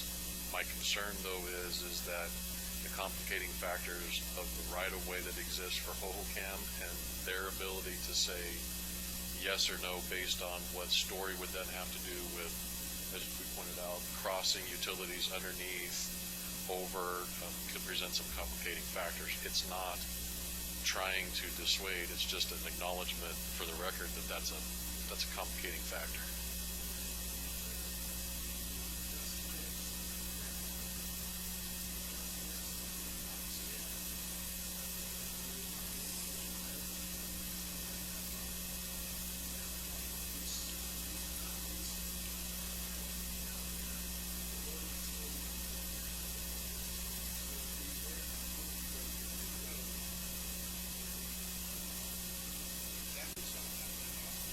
might, but I'm not going to speak on behalf of the Story Project or WARDA. Hi, Mel, what do you think? I'm not an engineer. I'm going to just put this disclaimer out there that I am not an engineer, but I do know the engineers that worked on it optimized the site to the maximum extent possible, provided 100-foot buffers from Goldman Dairy for the panel area, and a significant amount of buffer to Miss Judy and Mr. Ty Dowdy's properties. It's already taken a lot of acreage from my project area. Secondly, yeah, because we provided these buffers, right? So it's going to reduce my panel area. What I'm doing is I'm putting my panel strings closer and closer and closer to each other. I'm compressing the site. I'm juicing as much as possible from it. I am going to comment one. I know where you're coming from, and I know exactly what you're talking about. That empty space looks weird. We can't fill that in with panels because the length and the width of the strings will not fill that area, even if I were to move the panel area north, shift my substation a little bit north, and run a collection line over or under the HIT facilities as they see fit. That area is just not enough to fill it in with panels. Secondly, I am going to say this. If the fire chief signed off on substation and battery facilities being off of Steel Road, there must be a reason for that. And I can acknowledge that it is going to be easier access if we have the substation and the battery facilities located just off of Steel. Who signed off on it, did you say?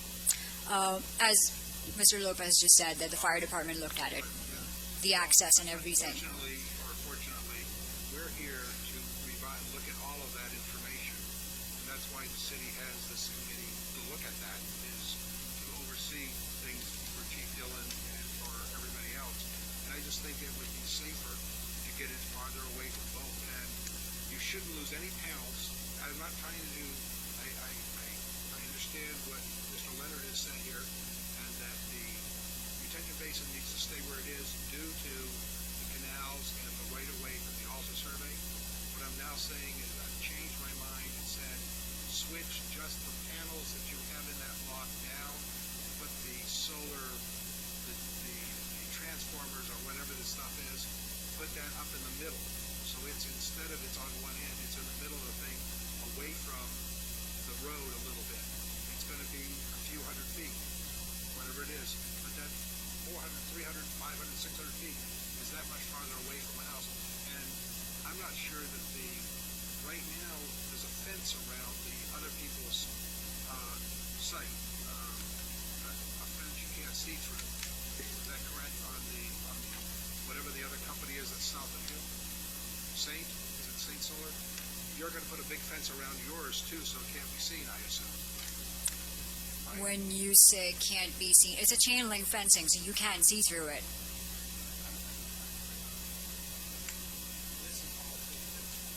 That is correct.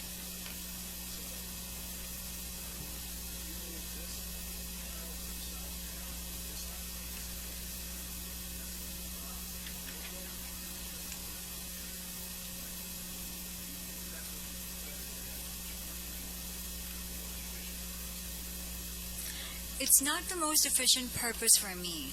It is an optimized site. I'm certainly willing to look at it, take it back to my engineers. I just can't commit to it today because I'm not an engineer and I can't say, yes, we can move the substation. Well, I don't want to commit to approval of this until I know the answer to that question, I guess. Mr. Chair, don't believe you're allowed to table it one more time, so you could put a stipulation that you can work, that have an exterior work with staff and see if that's possible to move those forward, because I think I was just talking to our attorney, and I believe you're allowed to table one time and then take action. So.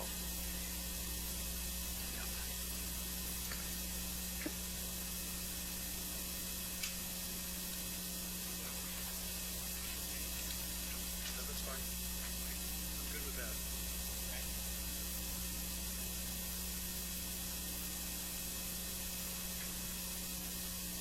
I don't know how to state that, though.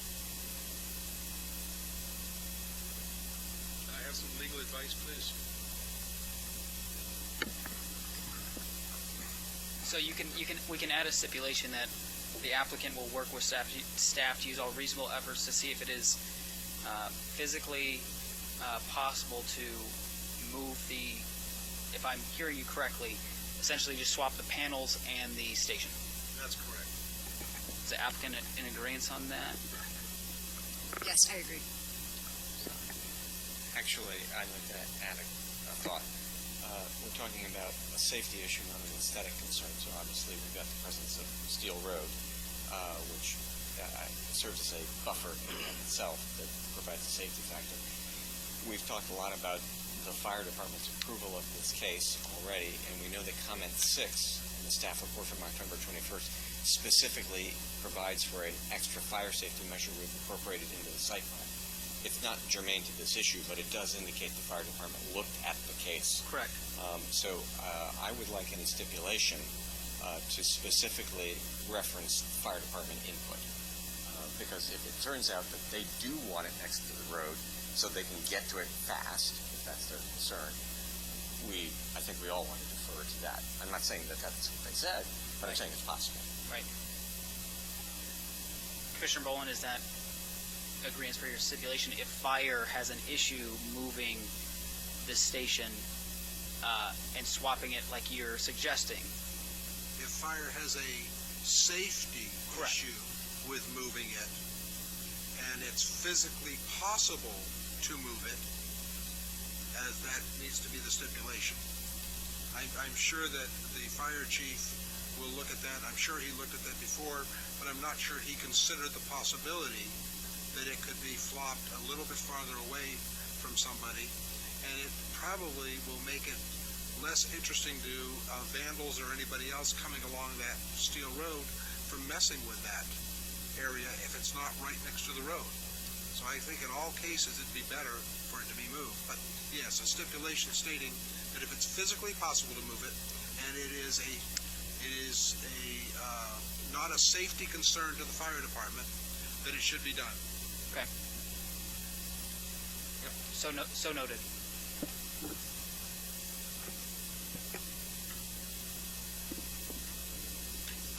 I make the motion?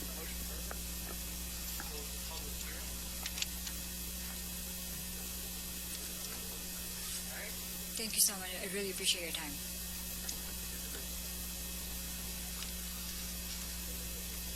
I'd like to make a motion. You do know that's a dirt road, don't you? I do. Okay, and you do know if there is something going on that does get moved, then the fire department's going to have to go down that dirt road. I do know that.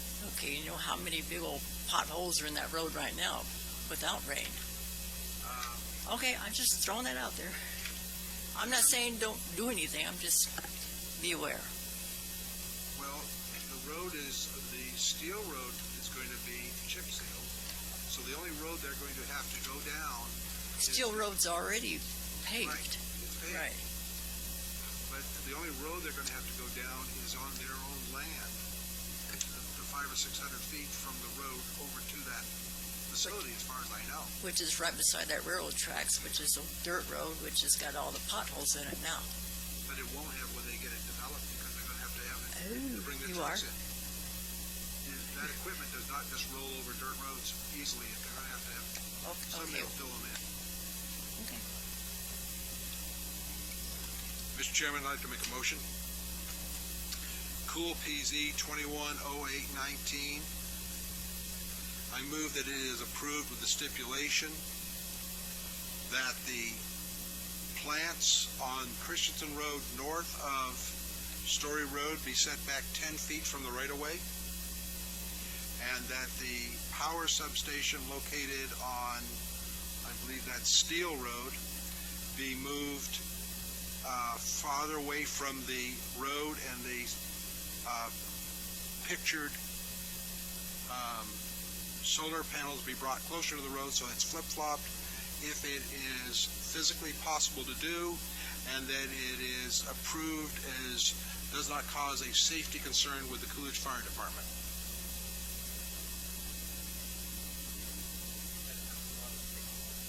You also want to make the agreeable barrier around the things in and out of the property.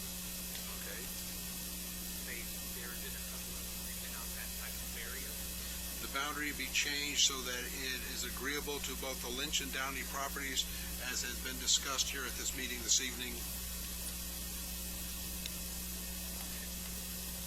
Stephen, I believe, recommended a stipulation or to stipulate a monthly report on landscaping. And a monthly report be given to the city on landscaping, design, and maintenance.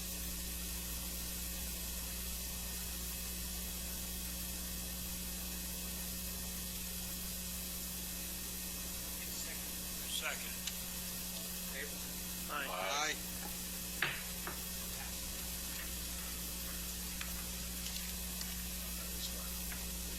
Thank you for working with our neighbors.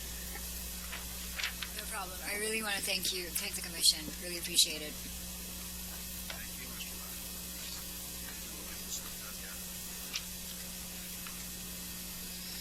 Right. On to new business. Cool PZ 211027, proposed zoning code amendment submitted by Coolidge property owners to remove solar farm from the list of conditional permitted uses in agricultural zoning district. Mr. Chairman, I don't understand why solar was considered part of agricultural in the first place, so I think it's a good move to change that completely so that it is not considered an agricultural use.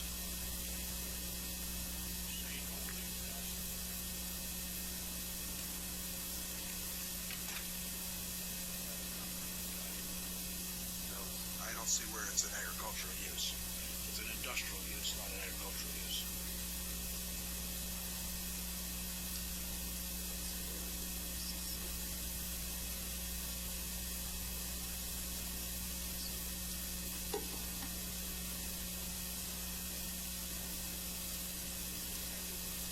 I guess I'm done. I don't have much more to say.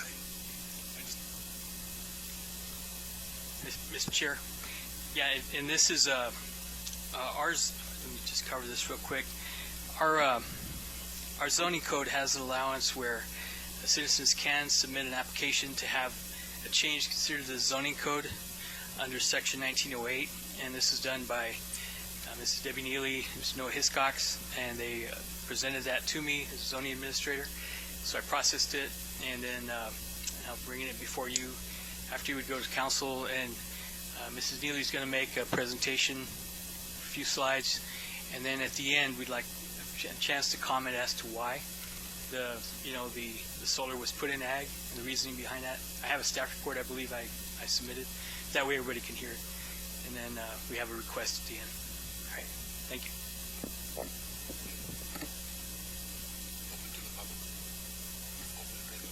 Thank you. Good evening, Mike. I'm sorry, just a second. Let me open this to the public. So this is a public hearing. At this time, we'll open it to the public. Please, I'm sorry. My name is Debbie Neely. I live at 280 North Christensen Road here in Coolidge. Mr. Chairman and Commissioners, as Gilbert has stated, as citizens and business owners, we have submitted a request for the City of Coolidge to remove solar farms, preferably sites, from the agricultural zoning classification. Within the past 2 to 3 weeks, with somewhat limited manpower and hours, typically from individuals who already are committed to their careers or families 12 to 15 hours out of the day, we have done some legwork in canvassing the Coolidge area and have obtained, submitted petitions going around to residents here in Coolidge. We've been able to obtain 243 signatures from citizens who support this zoning amendment. Together with that zoning amendment, what was shared with that petition, which I have shared this with Gilbert as well, or excuse me, Mr. Lopez, this map of the solar farm sites. We presented that to the citizens with the petition.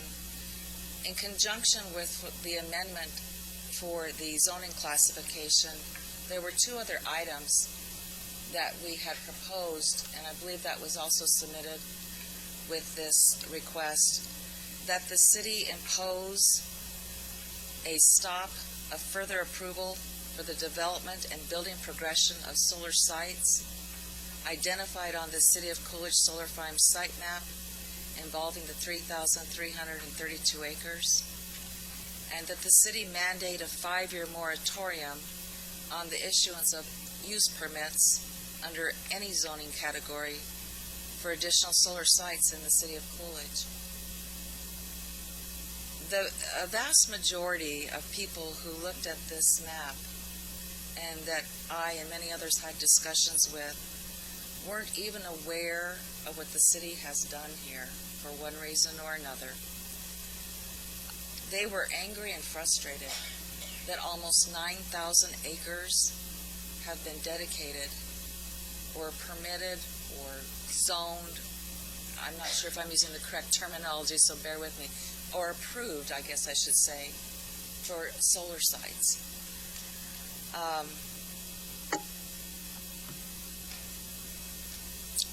That leads us to, wouldn't you agree that that's an indication of our public that before further solar development occurs in Coolidge, that the people who actually live and work here need to be more knowledgeable of what's going forward? And they have solid concerns and questions that need to be addressed. I'm thinking we need to do a better job. Perhaps open community forums needs to be done to properly serve the Coolidge citizens. I will attest that I'm guilty of not paying attention to details like I should on some of this. But the more people that I talked to, the more angry that they were. The question of why Coolidge kept coming up all the time. Why Coolidge? And that's why I wanted just to kind of share with you a little bit about location here. Solar sites can be near transmission lines or power generating facilities. And any one of us can Google solar sites and find them in the United States and across the world of where they're located. You'll see them near towns, you'll see them near cities, you'll see them near businesses, you'll see them near farmlands. But what I want to share with you is the following, a briefing of some of the sites that I've always found. This is Nevada. Here we are in Texas. California. Please pay attention to the surrounding buildings or farms or whatever of these sites. I encourage you to look for them. Gila Bend, Utah, Tucson, Arizona.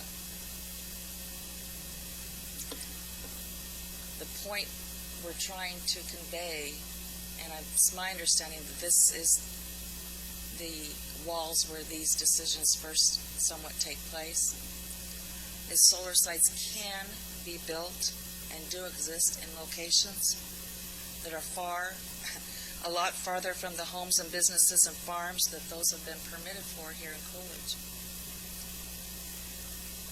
There are other options. You know, if you speak to people who don't live in Arizona, I'm sure we all have, they think it's 100 degrees here every day of the year and that we live in an oven. But if you live here in Arizona, you know the difference between 106 and 117. You can feel it. In 2020, Arizona broke its record of 144 consecutive days over 100 degrees. 15 of those days were over 115 degrees. We had some speaking earlier about temperatures. We've sought the advice from a climatologist, which I believe has been presented to you all before, and he has given us information that we didn't even know about how solar sites affect the climate and temperatures and the environment. He tells us how solar will intensify the heat temperature and I will share with you people that I've talked to out of on Diversion Dam Road. That and Mrs. Bagnall spoke of it earlier in the last meeting. They measure it. They know. They live there right by it. It's hotter. And so I'm questioning why would we do this to ourselves? Why would we do this to ourselves? Our climatologist continues to be available to each of you and to us and to the citizens of Coolidge to provide us with additional information. Mr. Hiscock tonight provided us with information about the viability of soil and how it does not recreate itself. The citizens, myself included, I believe our goal is to gather information that we were not even aware of and that I don't believe have been presented to this panel of commissioners, to give data to the Coolidge citizens who support this request for zoning change that's identified on the agenda this evening, and help us all make what I believe to be more sound, educated decisions in the future for Coolidge. Thank you.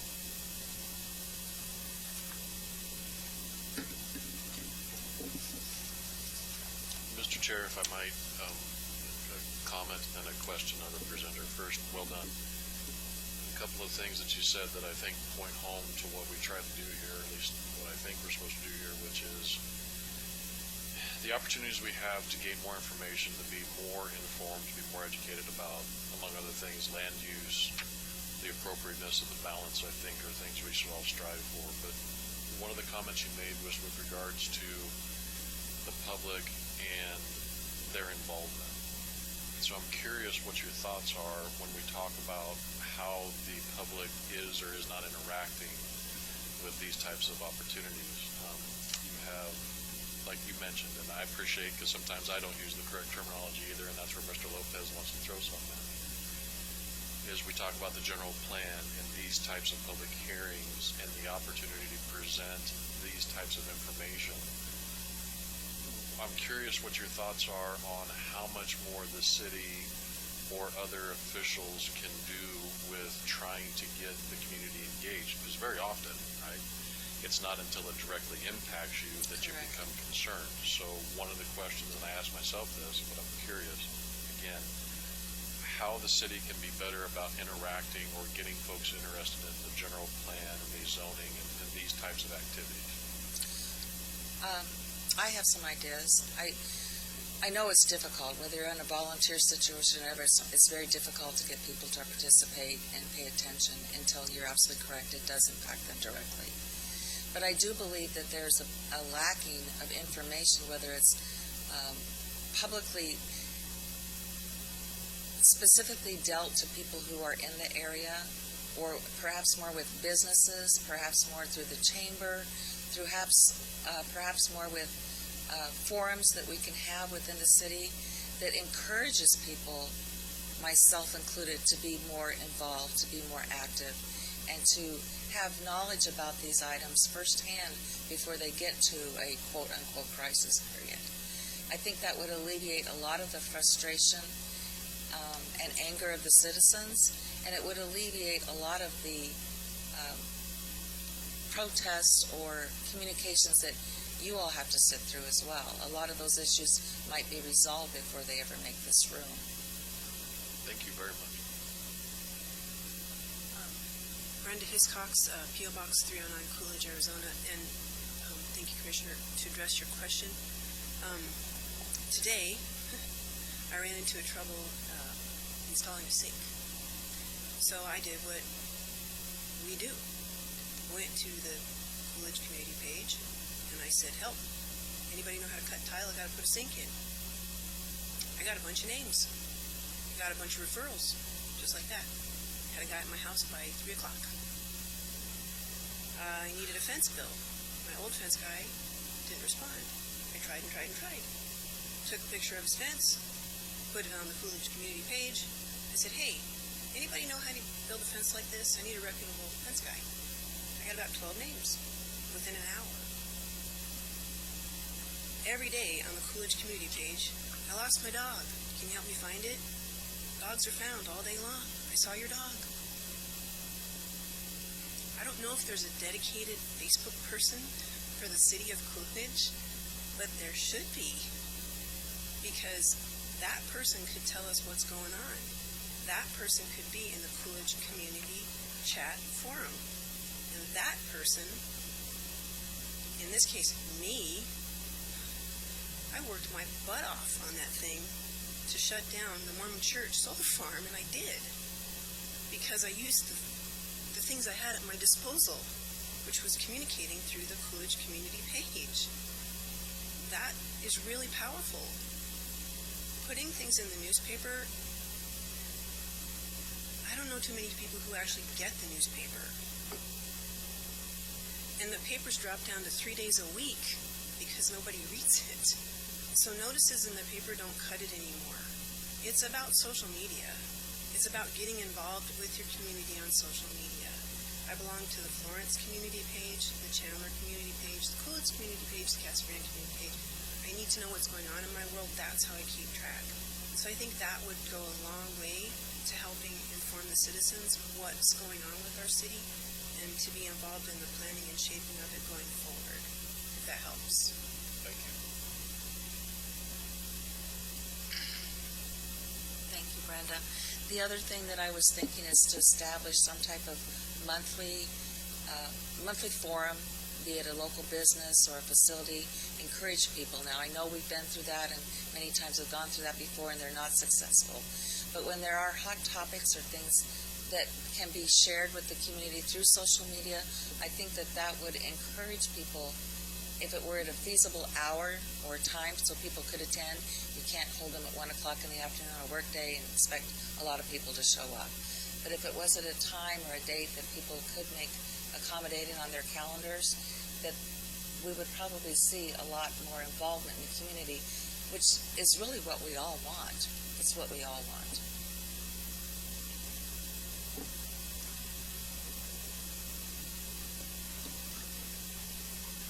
Thank you. Thank you, ma'am. Tom Bagnell, 7443 South Sunshine Boulevard. I'll be brief. Just wanted to say that I am fully in support of both these proposed zoning code amendments. I don't know why we ever had solar farm included under agricultural zoning district. I mean, let's call it what they are, folks. These are solar electrical generating facilities.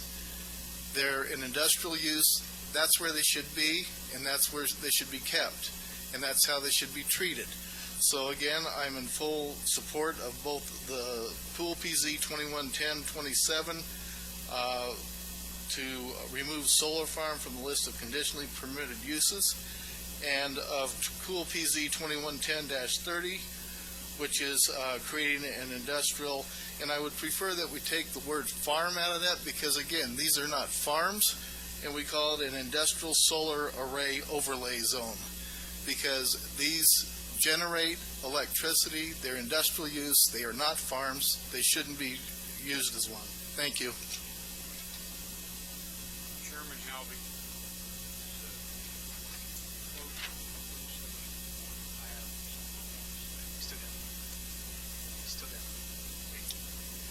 Nathan Goldman, 5815 East Still Road. Obviously, you know I'm in full agreement with this. This got changed. The zoning got changed 3 years ago. We were here at a meeting, and I asked that question of how it was even able to be put in, because it was agriculture zoning. The zoning was changed not too long before that, because as my wife was sitting in this meeting and pulled up your website, it still hadn't been changed on the website. So that got put in because of St. Holdings. Also, I did get a decommissioning plan from the current one going in. Thank you. My question to all of you in regards to this is what is the city's teeth in actually making sure that that is followed through with. Because as she stated tonight, there's $1.5 million set aside. So obviously we know that it is very expensive to recycle these facilities. If they go broke or go belly up, what happens? Are they just left out there for the city of Coolidge to look at for the next number of years as a junkyard? Because obviously they're very expensive to take down. So, and I've never heard, I've brought this up at my third time bringing this up, I've never heard, I finally got the decommissioning plan from them, which I appreciate. That's the first time I've ever seen one like that. And then also, but I've never heard from the city itself what their plan or any kind of teeth making sure that that's even followed through on. Yes, the enforcement section of the zoning code allows us to pursue, we have a lot of different enforcement tools with us that we can go to court, we can, different things. If we have to take them down ourselves, we can do it and lien the property, those type of things. That's what we do right now. All cities and counties have those things. Mr. Chair, to Mr. Goldman's question specific about that, I asked that question of the NextEra project as well as the, I'm going to call it I think it's the Olmsted folks. And part and partial to that concern was they're required as a portion of the approval of the project to set aside actual dollars on an annual basis accruing in a set-aside fund that exists whether the company does or does not, subject to state and federal regulation, that if they were to dissolve, go belly up, for those of you that might recall pull an Enron, that those monies are still made available to either the competent, whoever succeeds them, whoever steps in front of the need to do that, or in some cases the jurisdictional, so in this case the city, so that they aren't stuck holding the bag.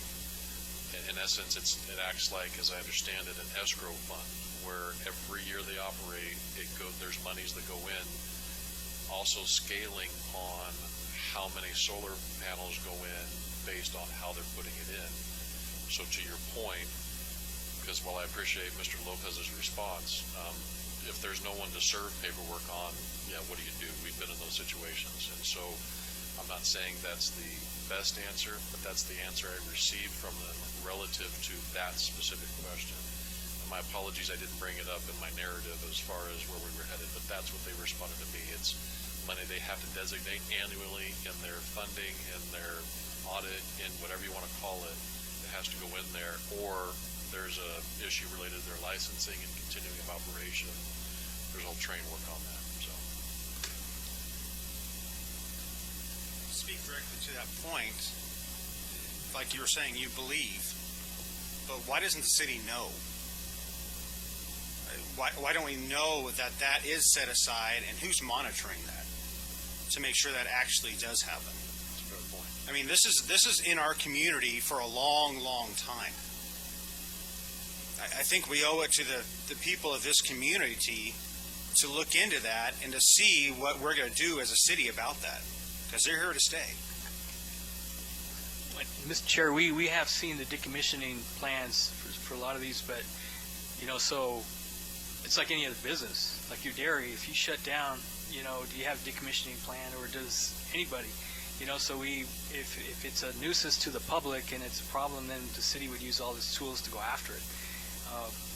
That's what we do normally for anybody that just... The difference in a lot of this, though, is in different industries, that kind of thing, there's value in recycling, that steel and that kind of thing.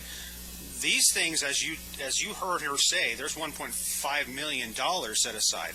There's not money to be made from carrying. If my dairy goes belly up and I sell this, there's money to be made in recycling all that metal off from it and using the land. Where this is an eyesore, and this is going to cost somebody a lot of money to take these things out. The other thing we believe, too, is looking at where they are, the property appreciates in value as it goes forward. Some of these are right next to the north-south freeway, so it would make no sense for somebody just to leave those panels up and not redo the property. We think over time, panels will be removed, because they won't need as many panels to create the electricity because they get more efficient, and then it'll be commercial. They buy this stuff to develop for the future. True, but they only have a 20-year to 25-year life on these. Right. I mean, hopefully it appreciates and maybe they'll build houses on it someday. But is it going to sit there for 10 years and be a junkyard for 10 years? I mean, I think we owe it to our community to have something so we know that there's something is set aside to deal with this.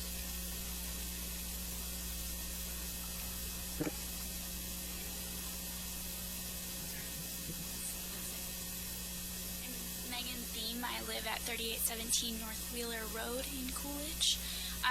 Just to make that point of the future, I think you all are missing like the grand, like overall plan of all of this. There is no research saying what that land is going to be in 25 years after solar, if it is taken off, if that is going to be usable, if it's going to be safe for housing, if it is going to be able to be refarmed, which more than likely it's not. But I think the bigger picture of, first of all, maybe the land would appreciate, but it's already proven that land values go down around solar. So who is going to invest in that, especially when they have the investment cost of having to take the solar down? You're not going to find a smart business that's going to do that. A family is not going to do that. So I think there's like the larger picture of all of this, that are you willing to sacrifice future economy of Coolidge and getting in the right kind of jobs and businesses that are going to provide the future growth of Coolidge for very minimal tax money, honestly. So I think that needs to be thought out a lot more of, we do not know about the safety of the ground or the usability or anything of that, and I don't think that can be overlooked. It's already proven that the microbiome changes around solar farms and surrounding areas. There's a reason why some of these solar companies have wildlife protection plans and all of that, you know, may or may not work. But that's the point, is that we don't know. Nobody knows. And all of the statistics coming out now are all being done by solar companies. So when you fund something, obviously you're going to want to write it in a way that's going to benefit you for the future. So I just think that's something that's very, very large that's being overlooked, that really needs to be considered. Because as a business owner, you know, I think you are doing a disservice to attracting more businesses in Coolidge by allotting this type of stuff, because you're not going to be bringing the families that are going to want to come work for these businesses. So it's a catch-22 of not attracting either.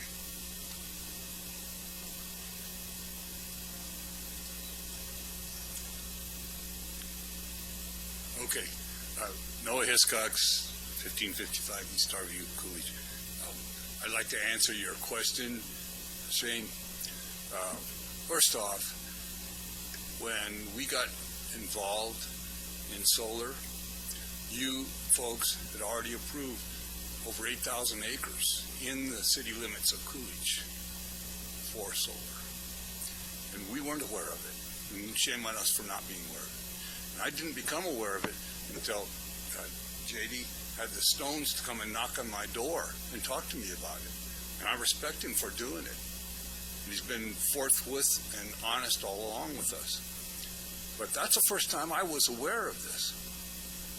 Now why? I'm a farmer. I live right here. I'm in Coolidge every single day. When he knocked on my door and made us aware of it, I called Mr. Bolin, because we went to high school and graduated from Coolidge High School together.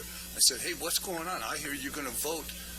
I think it was the next night at P&Z on another solar project of 1,800 acres right next door to me. He said, well, what do you mean? You weren't notified? I said, no, I wasn't notified. I wasn't notified, and neither was anybody else notified. So we need to do a better job of paying attention, but somebody dropped the ball on that too, and didn't even notify the adjacent landowners. I spent time on P&Z, and I respect the job you're doing, and I thank you for it. It's not easy. He said here, look, I don't know what time it is. It's late. You guys want to go home and have dinner. We often, in those chairs, staff recommends, and usually we go along with it because we respect their opinions. But I'm not sure that adding more solar is in the city's best interest. Well, actually, I don't approve of that. So I encourage you, please, to put solar back where it belongs. Zone it under industrial. Nobody has given us the reason why it was switched to under agriculture in the first place. We've asked, but we still don't know that answer. And we'd like to know what that answer is. But please, let's put it back where it belongs. Thank you. Thank you, sir.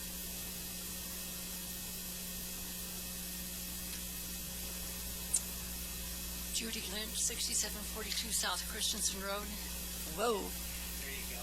Okay, I just got one small thing. I was at the post office this morning, and I read all the stuff that's on there anyway, and there was a notice talking about a school board meeting. I go, oh, I don't have any, my son's grown and stuff, but I do have a grandchild, so I thought, I'll go to that one. And guess what? That meeting is tonight at 6 p.m., so it was a choice between that one and this one. So I'm saying, don't be scheduling these things when you got these school board meetings. Thanks. Thank you. All right, at this time, public. Mr. Chair, if I may, I can give you a little background, like we asked that we could give just answer some of the questions. Some of this, the biggest, I think there's a misconception that the agricultural zoning is a holding zone. It's like general rural in the county. We called it ag. That's the way our zoning code is. Ag doesn't mean there has to be a crop there. It just means it's not commercial, not business, not anything else. So it could be just desert. It's still considered ag, AG. So I want to clarify that, because I don't know if there's a misconception that it's ag, we got to take ag out to put solar in. It's not the case. I mean, it's just ag is a zone, holding zone. But somebody mentioned, I think, Commissioner Metcalf, that St. Holdings or Pinal Land Holdings was someone we worked with to get some of this in, and that's correct.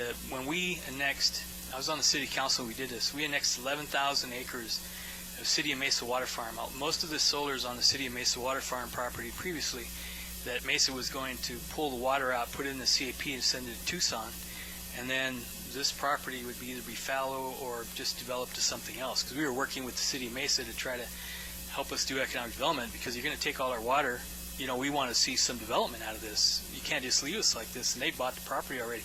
So what happened is the law changed that wouldn't let them move out, and you probably know better than this, Commissioner, that they couldn't just take the water out of our active management area and move it to another one. So what happened is they got a better deal with Gila River to create and get all the water that was going to be, because taking this water into CAP would have cost them $80 million for a water treatment plant. They could get the same amount of water for $40 million from Gila River and then still give it back to them as reclaimed water. So they said, okay, now we have all this land around Coolidge, we're going to sell it. So what happened then is Pinal Land Holdings, was Jakob Anderson, his group, went ahead and bought the property or had first rights on it. So they acquired it all, and then we as a city, because we saw the potential for economic development down south, all the way down Hauser where Nickel is now, went ahead and annexed all the property. And we have a development agreement that states that we will do our best to help them develop these properties into industrial, commercial, summer housing. They're still going on. So that's where this property is. A lot of these solar are on what was the Mesa Water Farm.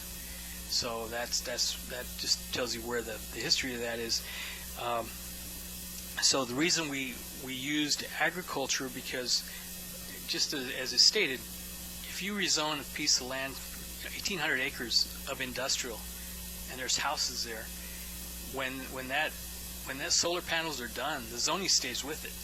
So now all of a sudden, instead of just some panels that are there that don't do anything and are buffered by landscaping, you've got heavy industrial zoning right next to the houses, which is incompatible. So our solution was to allow it as a conditional use that had to go through a public process, so you couldn't just build it. So, I mean, it worked for Valley Farm Solar. Everybody, used social media, whatever, and said, we don't want it here. So that process worked. It was pulled back. So, I mean, that's why it was developed that way. That's why the conditional use process exists, so that you have, as a committee, the right to review it and say, no, we don't agree with you. It shouldn't go here. And so it didn't get approved. But there are areas that we've looked at south of, say, Bartlett Road that are on canal land holding, or maybe I'd show some areas like between the canals that are just no man's land and nothing's there that might be good for solar in the future. There are other areas down south where maybe somebody wants to sell, for whatever reason, it's their property. So just like the Roberts did on Orsted, they said, hey, we believe this is the best thing for us. It's our property. Our family grew it forever. So that's why we feel in certain areas of the city it may still be feasible to have solar for the good of the city. Not everywhere. We don't think it should be up north next to the city. Our recommendation that night on Valley Farm Solar was to deny it based on the general plan. But it never got that far. And so that's where the tack we were taking. So that's why what we're asking for as staff is to table the item so we can do what they mentioned, is do some outreach to do a potential overlay like we do with manufactured homes, where in certain parts of the area of the city we could potentially look at that, and then we'd have public hearings and charrettes and everything in here where people could come look and say, no, we think this is, you don't need to put it there, you can put it here. And then we could at least get some areas that are still available for solar that we don't shut it off completely. Because one of the things is that as we're growing, nationally, solar energy is supported. It's looked upon by the administration. So what happens sometimes if you're not careful and you start trying to take an industry and totally, not allow it, then either the state or the federal government steps in and makes a rule that you can't stop it. And it rides over everybody. So, I mean, we already allow it as a conditional use in industrial. So you have that right already. We're not going to remove it out of there. It'll stay in industrial. But all we're asking for is give us a little time to develop an overlay zone to look at, if you'd like. It's up to you. But, that's our ask. And see if there's potentially opportunities south in the area where IPAS is, the Inland Port, Arizona, that maybe are still viable for that. And this map shows, I think Mrs. Neely gave me a copy of this map. This is the actual map you gave me that's showing all the zoning, or all the solar that's approved, and that's all on Mesa Water Farm property. It actually is about 16% of the properties within the city limits. We have about 48,000 acres within the city. Approximately 8,000 of that, a little less than that, I believe, is approved for solar. There's some that's being built, but we don't believe all of it will be built, like Kleck Solar, and some of theirs are too small, so they're probably going to be used for something else. But that's that's where we are. So anyway, it's something we were asking if you'd give us time to develop bring you back an item to consider, and we could have a public hearing on it and see if it's something that could be supported. So that's from our standpoint. So, I mean, obviously, if you say, no, we want to pass taking it out, that's fine. It has to go mayor council, so they're the ones that approve taking in all the Mesa Water Farm, and so we would ask them the same thing from the staff point. Mr. Lopez, if someone comes to us and asks for a conditional use permit for a activity, whatever it is, do we have to accept that as a item? If say 3 or 4 members of the board don't agree with that being whatever that is in that location, can we reject a conditional use permit based on just the fact that we don't like the idea? Mm-hmm. Yeah, if you don't think because I think if you don't think it belongs in that neighborhood, that area, that's what it's for. The conditional use permit is to give you the opportunity to say, no, it's not in the right place. Just like Valley Farm Solar. I mean, if you would have said, it doesn't fit the neighborhood, people don't like it, we're not approving it, that's fine. That's what you're here for. I wasn't talking just about solar, but about any type of conditional use permit. Right, and that's For us, we have a right to reject that just on the basis that the majority of this board doesn't agree that it be there. sure, yeah, because we have wrecking yards. There's all kinds of heavy industrial, like a smelter, would be an I-3. A good case in point is we had that medical marijuana grow that we wanted to go in across from the baseball park. Right. Even though the site was approved, even though the zoning was correct for it, and the recommendation was it was approved, we still denied it based upon its location, Mhm. the proximity to the baseball field. Just want to make sure we're clear on the fact that, whether this be changed to something other than the holding area in agriculture, whatever, the committee and the council, of course, Right, has a right to say, no, we don't want to do that. That's Right. not in the best interest or the highest and best use for that property in the opinion of the city leaders of Coolidge. sure, absolutely. No, what we're proposing with the overlay is just restricting it to certain areas, and that way we know if somebody comes in, we say these are the areas that have been approved and supported by the public for solar, and they're A, B, and C, and that's it. You can't go anywhere else. So that way you'd have to approve that if you so desire, you want to change it. So that's all we're doing, where we wouldn't get rid of it completely. I mean, it's supported by the solar and all that is supported by the Arizona Commerce Authority, who helps us get companies like Nikola and all that. In the state, you hear Governor Ducey talking about solar, and their ads are all over where they're proposing the clean energy jobs or solar. So, I mean, certainly we've got 8,000 acres of solar, so it's 16% of our area. So you were already, as the commission, asking us a lot of questions about how much solar we had. So all these maps were developed for you because you were the ones that are concerned about, how much do we have, and you were the ones that put a stipulation on Collect Solar that said if you don't do this in 5 years, it reverts back. And so, I personally had a number in my head. Right. So, how much right. city we wanted to use. Mm-hmm. Right. Yeah. So our goal isn't to fill the city up with solar. I mean, absolutely not. One of the things you commented on, that if we change this and we rezone an area to, let's call it industrial something or other, Right. and put a solar fields on, not farm but fields, and that would remain with that land until such time as we went and rezoned it. Is that not correct? Yes, you'd have to you'd have to have an application to rezone. If you went ahead and tried to reduce the zoning from industrial, you'd get hit probably with a 207 lawsuit. I have to close. Because you can't. State Arizona ARS statute forbids you from taking zoning rights or reducing property values if you rezone something to take away the value. So if they consider it a reduction in value because you said, okay, I'm not going to give you I-2 because solar is going away, we're going to reduce it down back to ag, you'd be subject to a lawsuit of the 207. Right, but if The city would.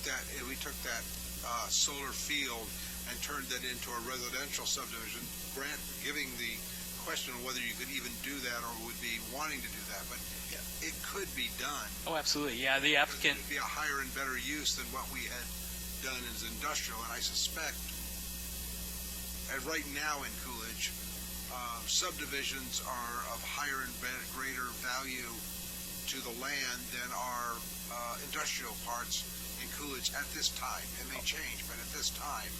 If they have water, yes. And they're not giving away any more water allocations, 100-year water supply for single-family homes. We've got about an inventory, I believe, a little under 20,000 lots that can still be developed. That includes some of the subdivisions that were already taken out, but we got Landmark 2, 3, 4. We've got Scaldon Farms. We've got Cross Creek to the north. We still have all of Sandia, which has assured water supply and rights that was owned by the Wirtz family. That's Walton, partially Walton National, and I believe LeSueur's. Anyway, some other builders. That's a total of 11,000 lots that have assured water supply. So they're going to redo that because it's got a golf course on it. They don't like that, and I mean, things change over time. But it's the market, I mean, we'd love to see it built soon. We've been in discussions with them, but the market and the money and all that drives it. We do everything we can to help it move forward as best we can and make. Right, absolutely. Yeah, and that's the thing. You can do. There's certainly a place where you have a good mix. I know when I was looking at council, we looked at how much industrial jobs do we have versus retail. We live in Diane, Arizona by retail. Industrial jobs don't always pay a lot of tax. And so you need to have houses so that people spend money in your community. And the retail, that's how you make the money. So it's great to have industrial, but if you have industrial and no housing, then they leave back home, spend all their money there, and we don't get revenue. So anyway, that's part of the equation that we try to get. So, Mr. Chair, Mr. Lopez, on the topic of what we've got here, I understand I'm putting you on the spot. What other conditional permitted uses currently exist under the ag district? I mean, are we talking, we've got solar facilities, plus maybe 4 or 5 other things. And the reason I'm asking is I went through the zoning code and want to make sure my number, I'm not asking for an exact number, just approximate. there are 15 permitted conditional uses that somebody could apply. They go everything from artisan workshops, cemeteries, group homes, daycare centers, and they have limits on occupation, licensing, all that. Hemp processing is one. Marijuana cultivation facility is also under conditional use, so if you have that. Let's see, public utility buildings, structures, equipment, golf courses are conditional uses, temporary sales, solar farms, manufactured homes are a conditional use. There's stipulations on that, but that's the list right there. Yeah, and so I'm glad I understood the zoning code correctly, because that's the number I came up with. And the reason I asked that question is to get to the issue that was already identified, because I think it's salient and should be,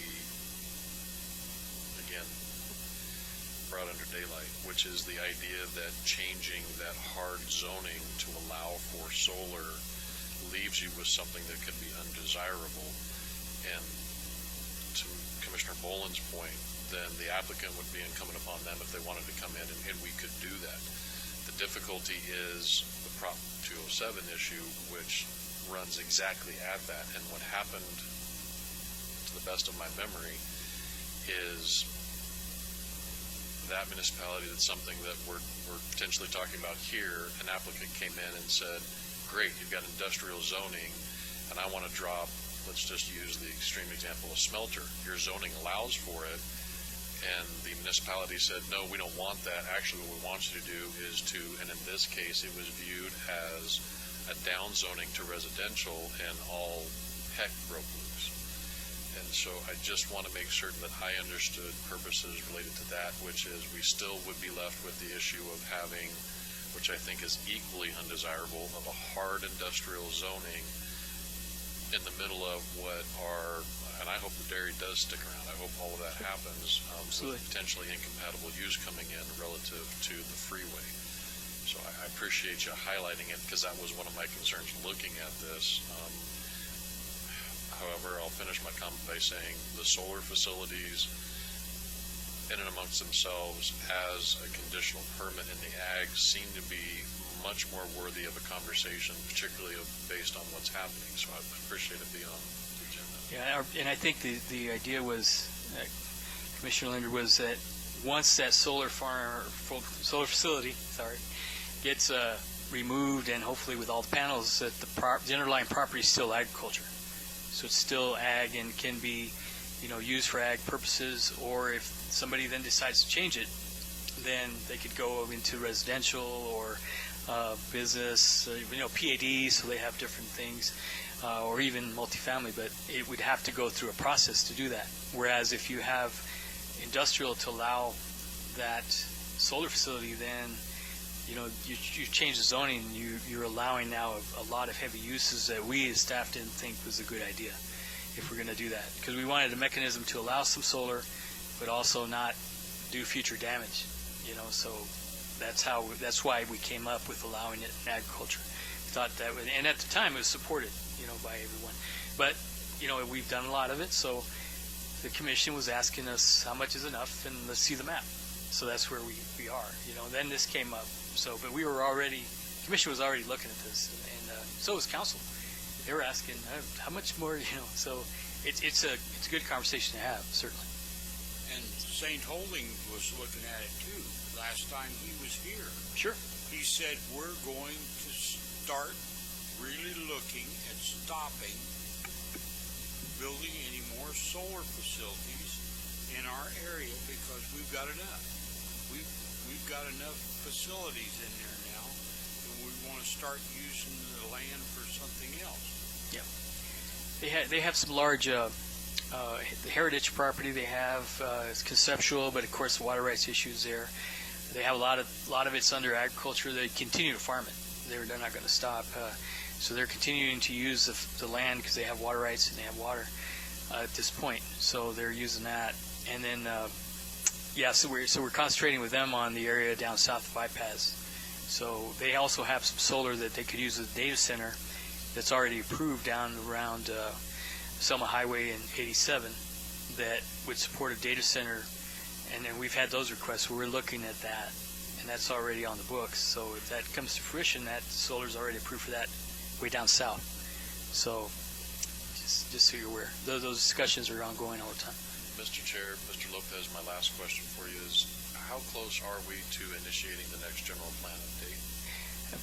About 2 years, yeah. Because I heard the question that we don't have an idea of what we're going to do. Sorry, my apologies. I think it's about 2 years we'll start that process. Every 10 years we have to update the general plan. But we have a general plan in place that dictates how the city grows. So in order for us to change zoning on any piece of property, we have to look at the general plan and see if it works with that. And if it doesn't, we have to go through a general plan amendment, which is public, and we have to advertise it, put it out there. They're going to change the plan to allow something different. So it has to come before you, and it has to go to the city council. And it goes to, and the plan, once the plan actually comes back up for approval, it has to go to a public vote. So the voters approved it last time. 2014, I believe, is when we approved it. And the voters approved it. So it'll come back up again 2024, more or less. Yeah, it's not too far away. So, Ms. Nelly, Ms. Hiscox, that's your opportunity. Yeah. That's where you want to talk about what we create here as our city. Yeah, we'll have in here we did last time. We had boards and public meetings. I mean, lots of Rick those. He was public, the planning director back then. And we got a lot of people. We got pictures of a lot of people looking and commenting on that. So, I mean, it's a good process. So, it's required by law to have it.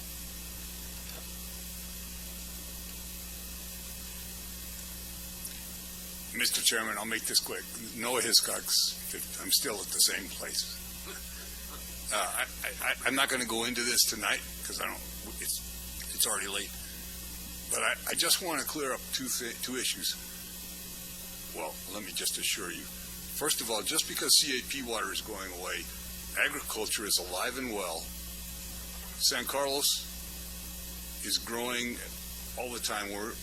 I won't go into the details, but in the next 3 years, we will literally be able to double the allotments that we've had in the past with the same amount of water. So we're going to be just fine. We're not going away. Hohokam has their wells. Those wells aren't going away. They own their individual wells. Instead of farming 300 acres of a 300-acre farm, they'll plant 200 acres of a 300-acre farm. They're still just fine. Also, please understand that, yes, you do have to have a 100-year assured water supply for a PAD residential. But very soon, ag water is going to be able to be converted to residential. You watch and see. I guarantee it. The developers are not going to let this thing go. And as you've said, or other people have said, residential uses less water than ag. So we have the water there. Yeah. So currently, DWR has some hiccups. We're going to get over those. So City of Coolidge will grow. So, please keep that in mind. Yeah, and we hope it's not misunderstood that we support our ag industry. We work with nutrients and everybody else. So, we want to be as much ag as we can, and just have a balance. And because people, get jobs in place, but also keep the outdoors. I tell people, look at look at Chandler, one of the fastest growing cities. They still have ag, and it's not a lot, but I used to work there in the the late to the middle 80s, and it was growing, but it was one of the fastest ones. So we're not growing at that pace. We won't get there. So there are a lot of people that, and in ag right now, that they feel a little hopeless right now. We've had 25 years of drought. We had 20 wet years before that, and we had 20 dry years before that. It's just a cycle. Yeah. But people's memories are short. But yes, it's a little tough, but we have water to farm, and we can get by, and there are programs in place to help us get through this tough stuff. Yeah. The federal crop insurance will help us. Yeah, Mr. Hiscox, that's a great point, because not all the farmers brought into the CAP. They didn't want to pay that $1,000 allotment. They kept their wells. Mm-hmm. Those guys are fine. Yeah, and San Carlos is going to be fine too. Yeah. I've got barley and oats I could use a lot of water on. Mr. Hiscox and Mr. Lopez, I'm saving my little speech on the water thing until the last agenda item, so take you off the hook a little bit. Okay. Yeah. Thank you, gentlemen.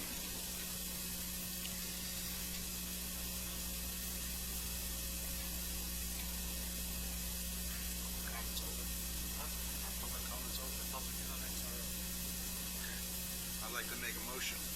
The motion, Cool PZ 211027, that we follow the recommendations of the staff and that we continue this, not table it, but continue it to another meeting when the staff can come back and talk to us about an industrial solar field overlay zone as part of that before we change the zoning amendment to change what is now done.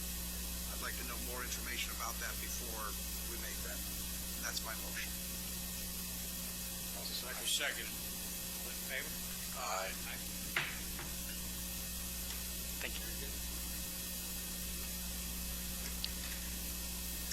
Last item on the agenda, Cool PZ 211030, proposed zoning code amendment creating an industrial solar array. Overlay. It should be overlay. Field. Sorry. Overlay zone to define appropriate areas for solar arrays and development within the city. Right. We just put that in so we could discuss it, and I would just wanted to show you the map.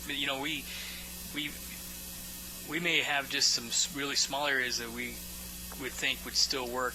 Maybe the areas between the San Carlos Canal and the CAP, where there's nothing there except we have some recharge retention bases with Arizona water. So we thought areas like that are desert. I know we've had some comments that, why doesn't some of the solar go on state land?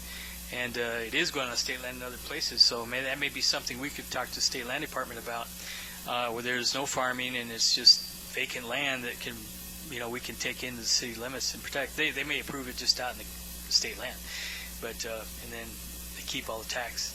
So, yes, absolutely. That's what drives. Yeah. Mm-hmm. Oh, sure. Yeah. Unless you're feeding something like a data center that's specifically dedicated to one business. But yeah, absolutely, Commissioner Metcalf, that's absolutely correct. So we'll propose to work on bringing you some ideas, and it'll come before you, and it'll have a public component to it for sure, so everybody can see that. And if you guys don't like it, you can take stuff out and say, no, we don't like any of it, shoot it down, and then, but at least that way we have an opportunity to present to you some areas we believe may still be viable that don't bother the ag and aren't in Valley Farms. We thought that was a bad idea in the first place. We told them not to do that, but it didn't work, so it's fine. So that's all I had on that. Mr. Chair, if I might, a couple of things. Let me start with the comment I have about what should be going on in Coolidge, and if I can be so bold, it's a constant evolving thing. And one of the things that I hope we take into account is open, honest, polite dialogue. Because the things we're talking about today, my concern is some of the verbiage, some of the things we're saying could be used against some of those same folks at a later date, because that's been some of my experience on other venues. we get into conversations about what a property owner should or shouldn't be able to do with their property. And I just have a concern about making certain, I'm not suggesting anything has happened to date in my experience on this commission that has said we've gone awry. It's an acknowledgement, because my experience has been that can get really ugly really quick. But when we're talking, and I appreciate the speaker's comment about the big picture, I've got a couple of questions about where I'm from and what I do. And the quick story is I'm a fourth-generation water provider. I work for an irrigation district. I was on the drought contingency plan as a Maricopa County agricultural representative. I can attest there's still ag in Maricopa County.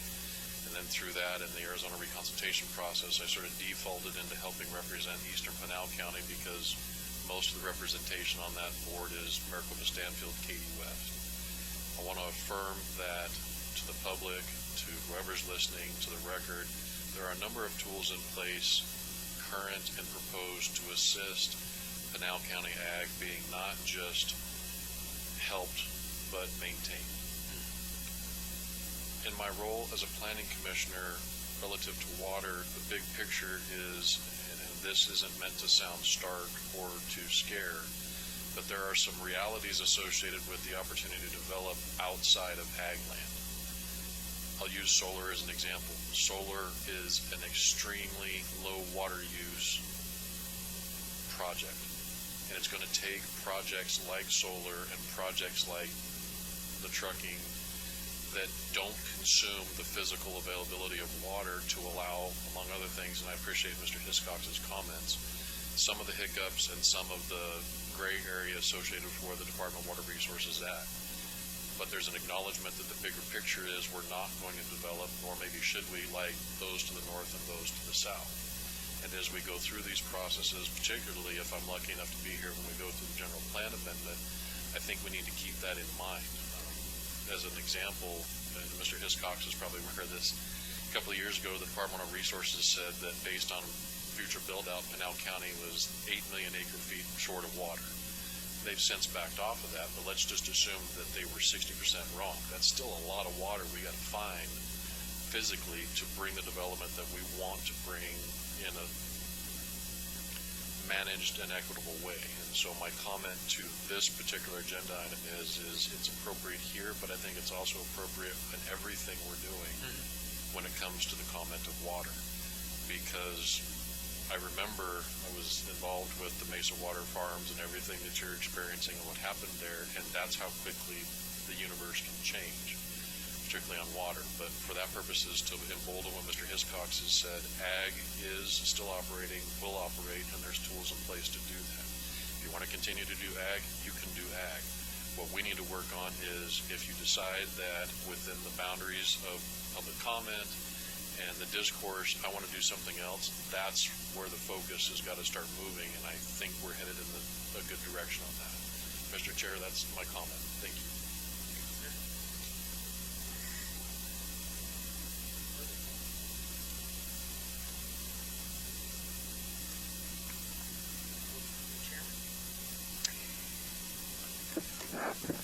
Mr. Chair, if I might, I just want to make sure that we're not skipping things. If we could go back, there was a item for the approval of the minutes. If we could. Mr. Chair, the minutes weren't finished. We couldn't finish them for your review, so probably just want to table them, or we're going to bring them back to you for sure for approval. Table that till next meeting.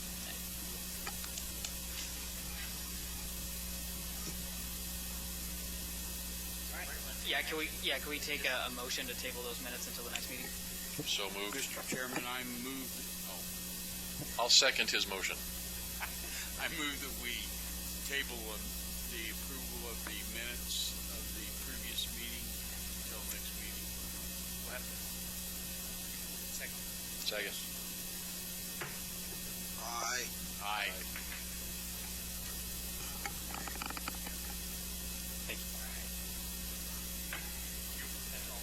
Now we'll get to the board.